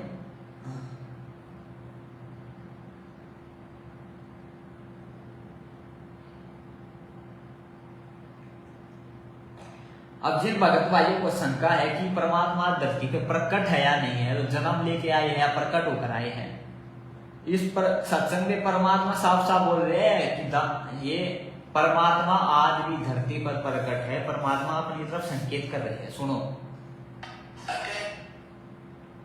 नाम कहा नहीं जाए, इसको बोलना नहीं है, इसको बोल के जाप नहीं करना, स्वर्ग से जाप करना है। ये बोल के सुना दिया, लेकिन इसका जाप बोल कर नहीं होगा। इसलिए अकय कहा है। विजय इसलिए कहा इसको कि जैसे परमात्मा का भी शरीर था और धर्मदास का भी शरीर था, लेकिन परमात्मा ने कहा था चौथा युग जब कलयुग आवेगा तब मैं। ये सुनो ध्यान से। यहाँ विजय इसलिए कहा इसको कि जैसे परमात्मा का भी शरीर था और धर्मदास का भी शरीर था, लेकिन परमात्मा ने कहा था चौथा युग। लेकिन परमात्मा भी देह है। ये शायद वीडियो जो है आता है, इसमें खैर वो नहीं है। तो परमात्मा, वैसे तो भगत भाइयों को शंका होनी ही नहीं चाहिए, क्योंकि दास आपको प्रमाण दिखा चुका है। इससे पहले बहुत सारे प्रमाण दिखा चुका है, जिसमें गुरुदेव अपने आप को बता रहे हैं। अब देखो यहाँ पर तो बिल्कुल क्लियर हो जाएगा गुरुदेव कौन है। परमात्मा ने कहा था चौथा युग जब कलयुग आवेगा तब मैं अपना एक दास भेजूंगा। परमात्मा छुप कर ही बोलते हैं। यहाँ पर क्या बोले परमात्मा? परमात्मा ने कहा था जब चौथा युग आएगा तब मैं अपना एक दास भेजूंगा। परमात्मा छुपकर ही बोलते हैं। यानी परमात्मा ने छुप के बोला कि मैं अपना दास भेजूंगा, लेकिन वास्तव में मैं स्वयं ही आऊंगा 13वें पंथ में। कौन आएगा 13वें पंथ में? स्वयं कबीर भगवान, जो आज आया हुआ है सन 1951 से 8 सितंबर 1951 से धरती पर जो प्रकट है, वही भगवान जो आज आया हुआ है। भगत भाइयों, परमात्मा बोल रहे हैं, मैं परमात्मा हमेशा छुप कर ही बोलते हैं। ये परमात्मा जो हमें बोलते हैं कि मेरा तो जन्म हुआ है, कबीर भगवान दूसरे हैं, अपने आप को भगवान से दूसरा साबित करते हैं, ये परमात्मा छुप कर ही बोलते हैं। भगत भाइयों, हमारे ज्ञान और विवेक की परीक्षा लेने के लिए, हमें ज्ञानाधारी बनाने के लिए, ताकि हम आगे जाके मार ना खा जाए। क्योंकि आज तो भगत भाइयों परमात्मा धरती पे प्रकट है, कल को गुरुदेव सतलोक चले जाएंगे छोड़ के, तब कहां से आप गुरुदेव के आदेश लाओगे? उस टाइम पे ज्ञान आधार बनाना पड़ेगा अपने। वो उसी की प्रैक्टिस परमात्मा आज भक्तों से करवा रहे हैं। अपने ज्ञान को आधार बनाओ, परमात्मा को पहचानो। परमात्मा सीधा सीधा संकेत यहां पर कर रहे हैं।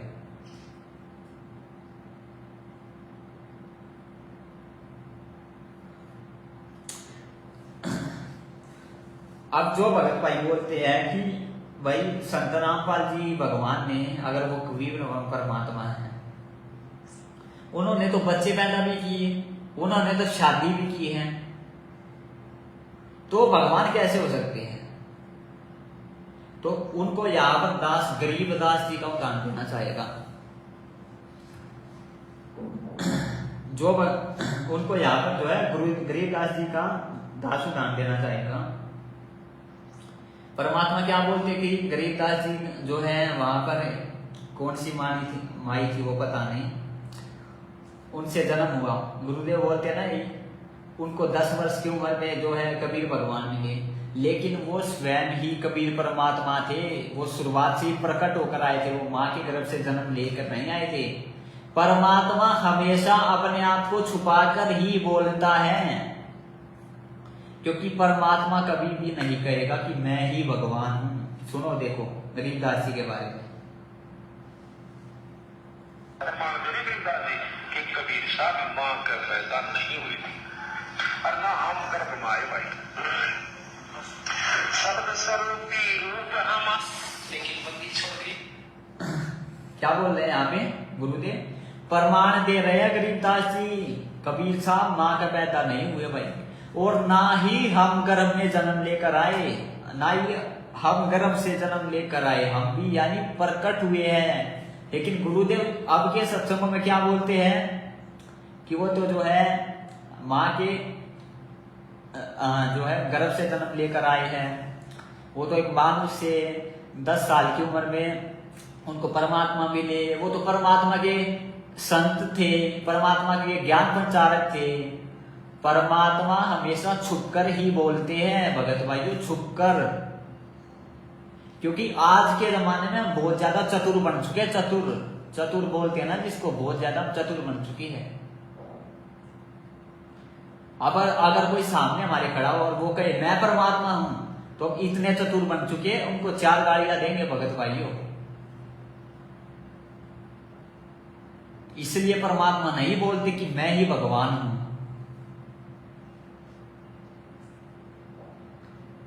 परमात्मा बोलते हैं ना चातुर प्राणी चोर है, मुगत मधुर है ठोर, ऐसे करके कुछ वाणी है मालिक की।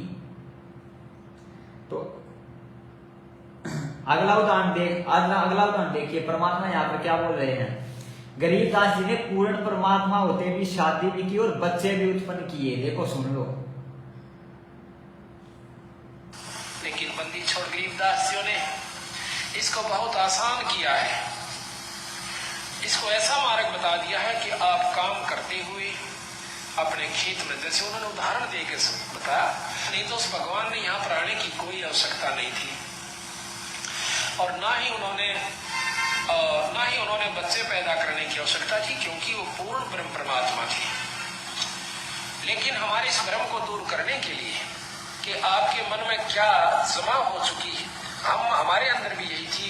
हम तो एक साधारण सा अपना नाम ले लिया करते थे, आरती कर लिया करते थे, जब तक हमने पूर्ण ज्ञान नहीं हुआ था।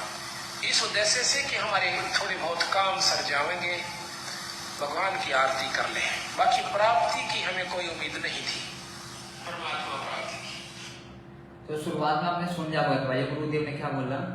उन्होंने वो एक उदाहरण पेश करने के लिए कि कोई अगर ये सोचता हो कि बिना शादी किए हुए ही आदमी को मुक्ति प्राप्त हो सकती है, तो इस भ्रम को निवारण करने के लिए उन्होंने पूर्ण परमात्मा होते हुए भी शादी भी की, बच्चे भी उत्पन्न किए। परमात्मा सीधा सीधा उदाहरण दे रहे हैं यहाँ पे कि वो भगवान ये कुछ भी लीला कर सकता है। अब उन्होंने शादी कर ली, बच्चे उत्पन्न कर लिए, ये मत समझ लेना इस चीज को कि वो भगवान नहीं हुए या मानुष है वो। वो परमात्मा कुछ भी लीला कर सकता है भगत भाइयों, हमारे भरम को निवारण करने के लिए। क्योंकि आज समाज में क्या मानसिकता है कि ये जो धोने दाने ले लाकर बैठ जाते हैं, राख लगा लेते हैं मुंह पे या कुछ और कर लेते हैं, तपस्या करने बैठ जाते हैं, लोग क्या सोचते हैं यही भगत है भाई, इनकी मुक्ति होगी, हमारी तो मुक्ति तो बहुत दूर है। इस भ्रम को दूर करने के लिए परमात्मा ऐसी लीला करते हैं भगत भाइयों। तो पहचानो गुरुदेव को, गुरुदेव कौन है। उस राजी रूस वाली काल्पनिक फोटो का प्रकट दिवस मनाने की गलती ना करो अब की बार। मनाना है तो अपने गुरुदेव का, जिनके रूप में कबीर परमात्मा 8 सितंबर 1951 से धरती पर प्रकट है, उनका प्रकट दिवस मनाओ ना। अरे आप सेब को खाओगे या फोटो को खाओगे? आपकी प्यास को सेब बुझाएगी, आपकी भूख को सेब बुझाएगी, या वो फोटो बुझाएगी, फोटो सेब की। इसी प्रकार जब परमात्मा अपने गुरुदेव को, असली सेब को, जो आपको भक्ति की भूख लगी है, उनको परमात्मा मान के उनका प्रकट दिवस मनाओगे, उनको भोग लगाओगे, तभी तो बात बनेगी ना। अब फोटो थोड़ी ना आपकी भूख को मिटा सकती है भगत भाइयों। ये तो एक अनपढ़ आदमी भी जो है इस बात को तो विचार कर सकता है, इस बात पे तो बस आज का हमारा जो था विषय यही था भगत भाइयों। और अब जो है पीला पर्चा है, लेकिन आज से 1 महीना पहले भी आया था कबीर प्रकट दिवस को लेके, और अभी 3-4 दिन पहले भी आया है। तो एक बार जाते जाते उसके बारे में भी बात कर लेते, वो कितना ज्ञानाधार से है और कितना ज्ञानाधार से नहीं है। दास जो है आप लोगों को पढ़ के सुना देता है और बता देता है ज्ञानाधार से कितनी उसमें बातें लिखी हुई है और कितने नहीं है।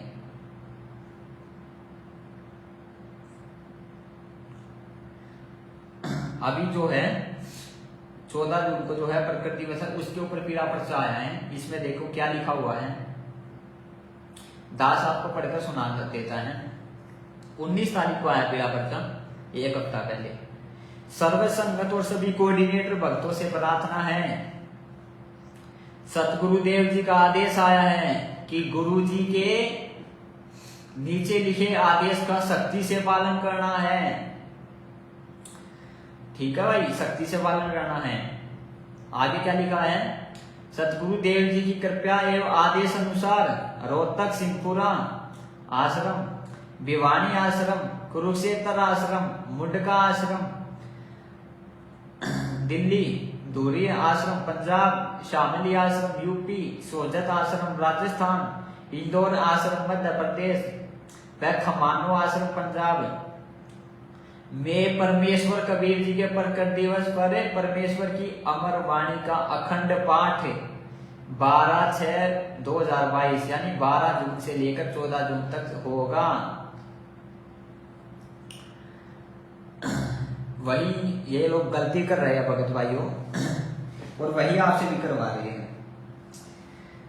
जैसा कि दास ने आपको दान दिया भगत भाइयों, ये परीक्षा का समय है। आज से 650 साल पहले परीक्षा हुई थी, तो डेफिनेटली 110% आज भी परीक्षा होगी भक्तों की, और वो परीक्षा चल रही है। गुरुदेव जेल में बैठ के हमारी परीक्षा ही ले रहे हैं। गुरुदेव जेल जाते वक्त पता आपको क्या बोल के गए थे? गुरुदेव जेल जाते वक्त बोल के गए थे कि मैं जेल में बैठ के इनकी रहनी करनी कोई देखूंगा। आप ज्ञान तो दे दिया जितना देना था, मैं जेल में बैठ के इनकी रहनी करनी कोई देखूंगा कि ये मेरे ज्ञान को कितना आधार बनाते हैं, कितना नहीं बनाते हैं। तो दास ने अगर आप बात को बढ़ा करके अगर मान लिया जाए गुरु जी का आदेश है, ये पीड़ा पर्चा जो आया है, तो आपने ज्ञान को आधार बनाना होगा, क्योंकि ये परीक्षा का समय है। परमात्मा परीक्षा ले रहे सबकी बैठ के। जब आपको पता चल गया आपके गुरुदेव भगवान हैं, वो एक काल्पनिक फोटो है, वो आपको त्रिकुटी पे रिजेक्ट करा देगी, भक्ति मार्ग से दूर करवा देगी, तो आप भूल कर भी सौवन में भी उसका प्रकट दिवस नहीं मनाओगे भगत भाइयों, नहीं मनाओगे। एक ज्ञानाधारी जो भगत होगा और जो भेड़चाल में चल रहा होगा वो मनाएगा। अब देखो भेड़चाल का दास आपको एक उदाहरण देता है, ठीक है। गुरुदेव ने क्या बताया, आज से 650 साल पहले 64 लाख फैल गए। गुरुदेव उस चौराहे से दबे उस गणिका बहन के साथ में बैठ कर हाथ में गंगा जल की बोतल लेकर हाथी पर बैठ कर जा रहे थे। तो ये तो है उस चौराहे पे उस बाजार में 64 लाख शीशे थे। क्या एक चौराहे बाजार में 64 लाख शीशे हो सकते हैं? 64 लाख आदमी, मतलब गुरुदेव ने बताया उस टाइम पे तो पूरी दुनिया में पता नहीं कहां के लोगों को परमात्मा ने नाम दिया था, लेकिन फैल कितने हुए? वो पूरी दुनिया में जितने भी सबको सिर्फ जिनको भी नाम दिया था वो सब फैल हुए। कैसे फैल हुए? वहां पे सब तो मौजूद नहीं थे 64 के 64 लाख, वहां पर कुछ भगत मौजूद होंगे, 1000 मान लो 2000 जितने भी होंगे, ठीक है।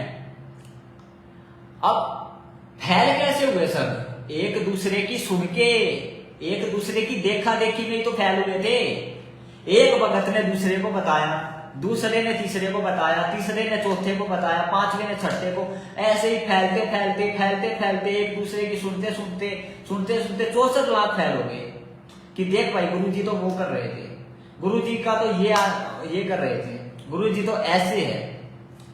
ठीक इसी प्रकार है आप सतलोक आश्रम मैनेजमेंट, आपके जो नामधाम संचालक है, आपके जो जिला कोऑर्डिनेटर है, आपके जो सोशल मीडिया वाले सबको संभालने वाले एडमिन हैं, आपके जो स्टेट कोऑर्डिनेटर हैं, आप उनकी मान के वही गलती कर रहे हो 650 साल पहले वाली। यानी देखा देखी में भक्ति जिसको बोलते हैं, सीधा सीधा बोला जाए तो आज भी आप देखा देखी में ही भक्ति में लगे हुए हो 650 साल पहले की तरह। उस टाइम पे भी भगत ऐसे ही देखा देखी में लगे हुए थे। एक दूसरे की सुन के हमने अपने परमात्मा में दोष निकाल दिया और परमात्मा से दूर हो गए। ठीक इसी प्रकार आज हम परमात्मा से दूर हो जाएंगे अगर एक दूसरे की सुन के चलेंगे तो। अब आपके नामधाम संचालक ने, आपके कोऑर्डिनेटर ने आपको बोल दिया कि गुरु जी का प्रकट दिवस का आदेश आया है, मना ले, वो तो मना लेगा अगर मंदबुद्धि होगा तो। अगर 650 साल पहले की तरह भेड़चाल होगा तो गुरु जी ने क्यों सत्संग सुनाए? गुरु जी ने सत्संग इसलिए सुनाए कि हम वो गलतियां आज ना करें जो हमने 650 साल पहले की थी। पहली गलती गुरुदेव को मानुष मानना, दूसरी गलती भेड़चाल में चलना, एक दूसरे की सुनना, एक दूसरे की जो है बिना जो है बुद्धि का इस्तेमाल करने मानना, बुद्धि का इस्तेमाल किए बिना यानी बिना ज्ञान आधार के मानना एक दूसरे की। तो आज वही हो रहा है। संगति ये विचार नहीं कर रही हमारे गुरुदेव कौन है। गुरुदेव बोल रहे कि ये काल्पनिक फोटो है। अरे गुरुदेव तो स्वयं ही कबीर परमात्मा, तो आप किसका प्रकट दिवस मना रहे हो फिर 14 जून को? गुरुदेव तो 8 सितंबर को प्रकट हुए धरती में, 8 सितंबर 1951 को। तो ये विचार करने वाली बातें हैं। इसका ये क्या आधार से निष्कर्ष निकलता है? तो इसमें क्या लिखाया हुआ है आगे? इसलिए आप सभी भक्तात्मा से प्रार्थना है परमात्मा के द्वारा दिए गए ज्ञान के आधार से अपना व्यवहार दर्शाते हुए सेवा में सहयोग करें।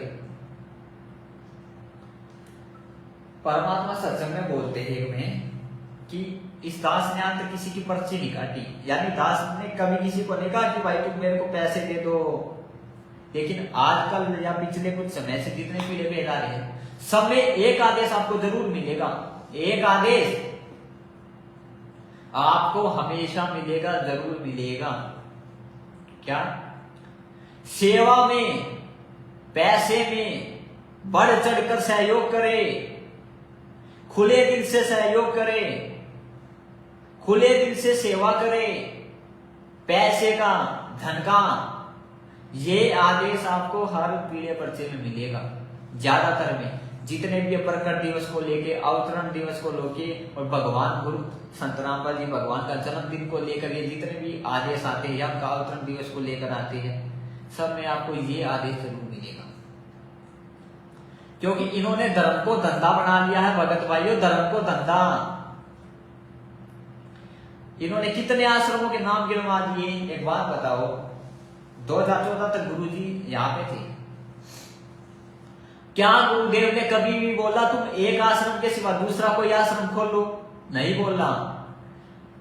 गुरुदेव ने कभी नहीं कहा, क्या गुरुदेव ने कभी भी आश्रम खोला? नहीं खोला ना। एक आश्रम के सिवा गुरुदेव ने कभी दूसरा आश्रम नहीं खोला।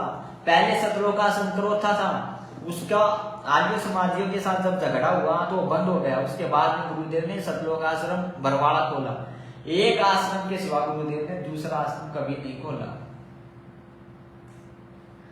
गुरुदेव सत्संग में बोलते हैं, देखो सत्संग सुना देता हूं सबसे पहले मैं आपको। गुरुदेव क्या बोल रहे हैं, ये संतों के काम नहीं है जो जगह जगह पे आश्रम खोल के बैठ जाते हैं। अरे क्या भगवान है अपनी वाणी के खिलाफ चलेगा? भगवान बोल रहे हैं कि ये संतों के काम नहीं है जगह जगह जो आश्रम खोल के बैठ जाते हैं। संतों का काम है एक आश्रम खोल ले, उसमें प्यार प्रेम से रहे, अपना एक आश्रम खोल ले और उसमें प्यार प्रेम से रहे। ये संतों के काम नहीं जगह जगह आश्रम खोल देना। देखो गुरुदेव का सत्संग आपको सुना देता है कि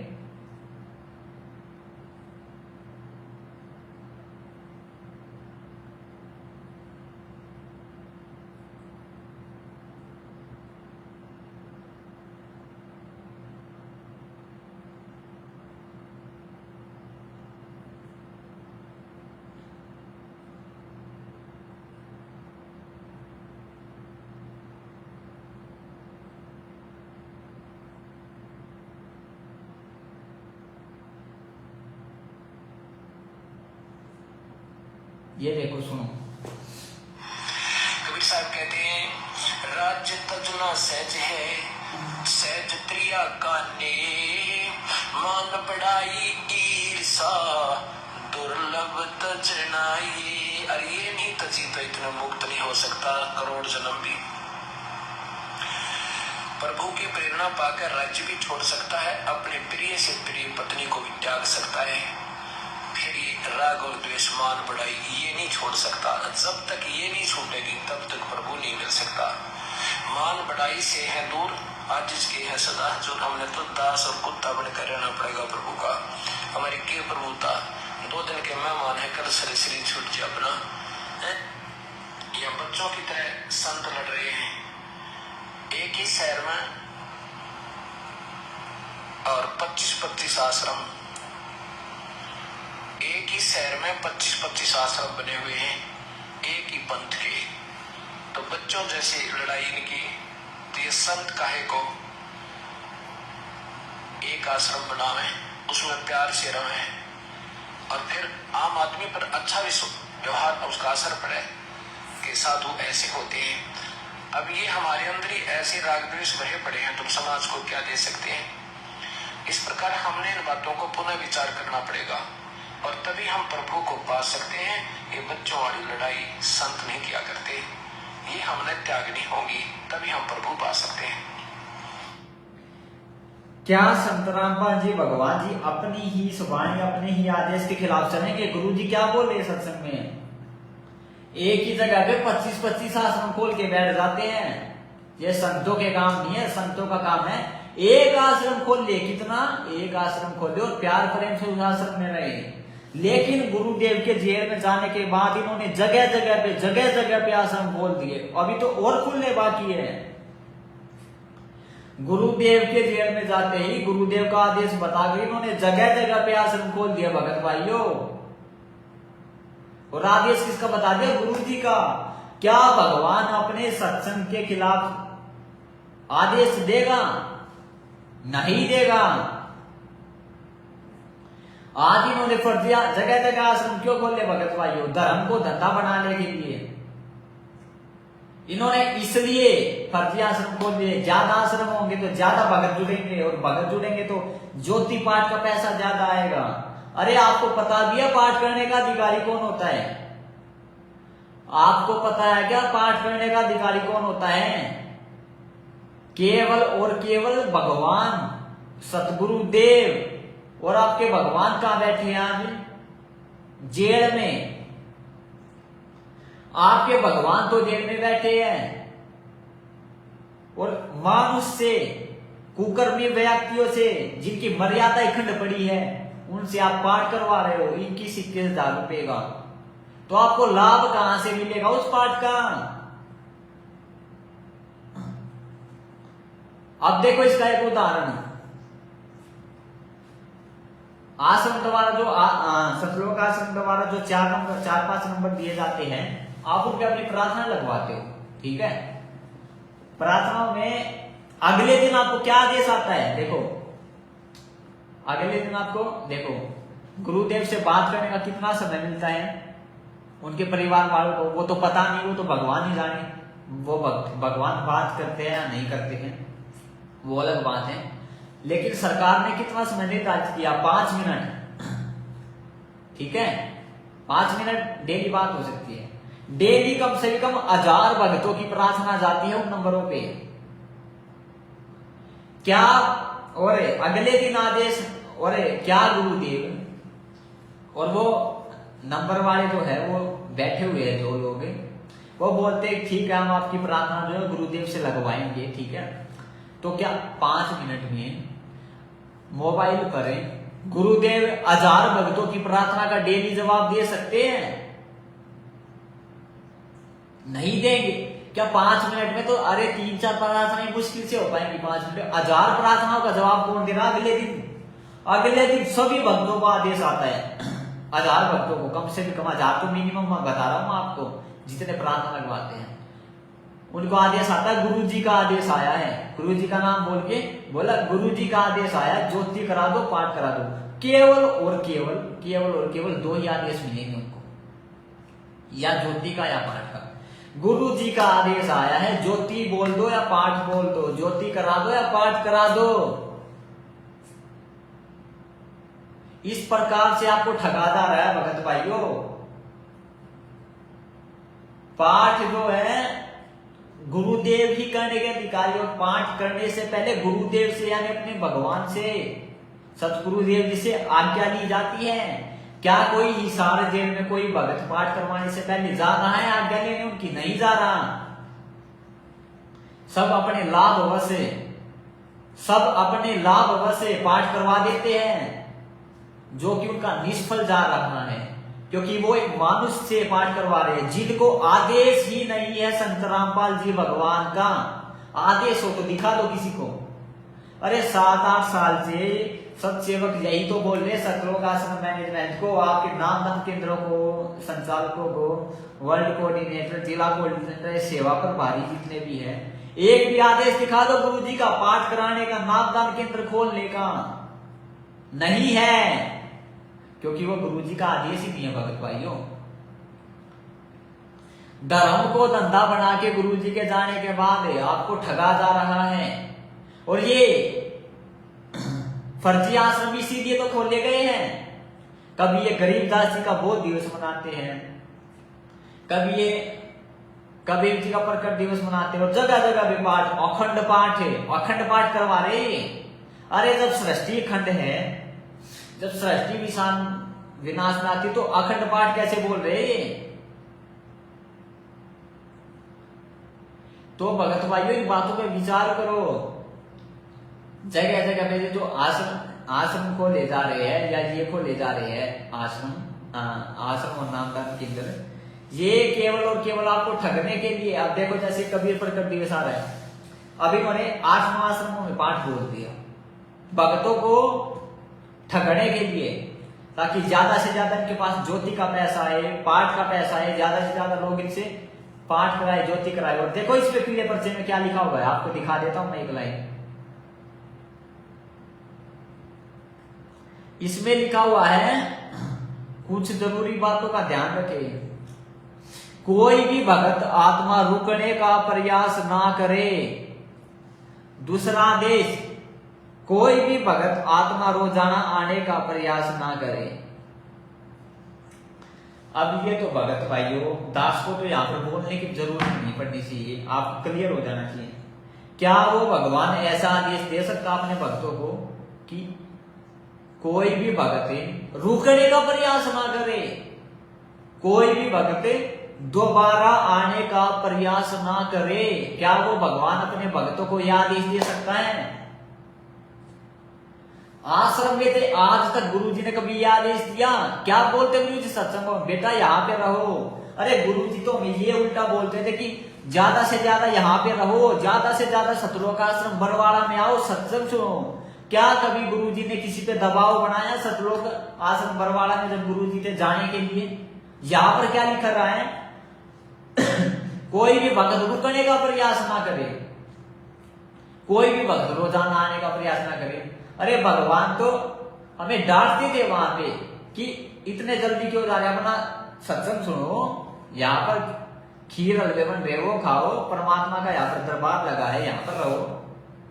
और आज क्या हो रहा भगत भाइयों, भक्तों को भगाया जा रहा है कि अपना ज्योति और पाठ का में पैसा दो और जाओ, अपने घर जाओ, यहाँ पर रुकने का प्रयास ना करो। क्या ये आदेश भगवान का हो सकता है?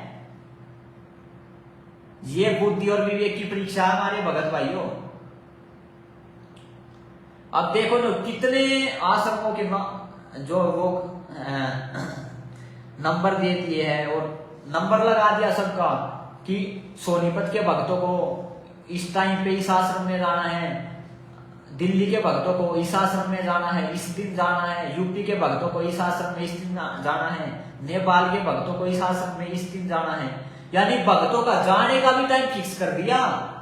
और आगे क्या लिखा है? कृपया निर्धारित समय पर ही आए ताकि जो है व्यवस्था सुचारू रूप से चलती रहे। सभी देखो यहाँ पे क्या लिखा है? सभी भक्तों से प्रार्थना है अपने केवल समय पर ही आए। ये देखो यहाँ पर ये लाइन, ये भाई, सभी भक्तों से प्रार्थना है केवल अपने समय पर ही आए, प्रसाद भंडारा करके तुरंत जाने की कृपया करे ताकि व्यवस्था सुचारू रूप से बनी रहे। तुरंत जाने की कृपया करे। वारे भाई क्या आदेश है! क्या ये गुरु जी का आदेश हो सकता है? ये तो भगत भाइयों आपने बिल्कुल अपने कॉमन सेंस से सोच लेना चाहिए। और अगर आपकी बात को बढ़ा करके ये गुरु जी का भी आदेश माना जाए तो ज्ञान आधार से आपने सोचना पड़ेगा। पहली बात तो आपने जाना ही नहीं है यहाँ पे। अगर आप ज्ञान आधार से अपने गुरुदेव को भगवान मान चुके हो, यहाँ पर वो जाएगा जो अपने गुरुदेव को भगवान नहीं मानता होगा, जो नहीं मानता होगा कि मेरे गुरुदेव भगवान है, और जो मानता गुरुदेव मेरे भगवान है वो यहाँ पर तो जाएगा ही नहीं।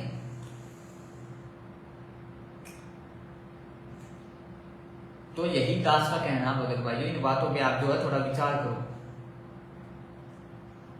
ये मैनेजमेंट वालों का आदेश है, गुरु जी का आदेश नहीं है। भगतों को ठगने के लिए ज्यादा से ज्यादा ज्योति और पाठ का पैसा इकट्ठा करने के लिए ऐसा किया जा रहा है। अगर आप नए इस वीडियो में जुड़े हो, आपको कुछ भी सच्चाई का नहीं पता है, क्या मैनेजमेंट है क्या नहीं है, कौन है सतलोक आश्रम मैनेजमेंट, तो फेसबुक पर सर्च करें पवन दास दिलाई के नाम से फेसबुक जो पेज आएगा, उस पर ज्यादा से ज्यादा आप उस वीडियो को देखें, तब आपको इस सच्चाई का पता चलेगा। तो आज के वीडियो में भगत भाइयों बस इतना ही। सभी भक्त भाइयों को दास का सत साहिब बंदी छोड़ सतगुरु रामपाल जी भगवान की जय।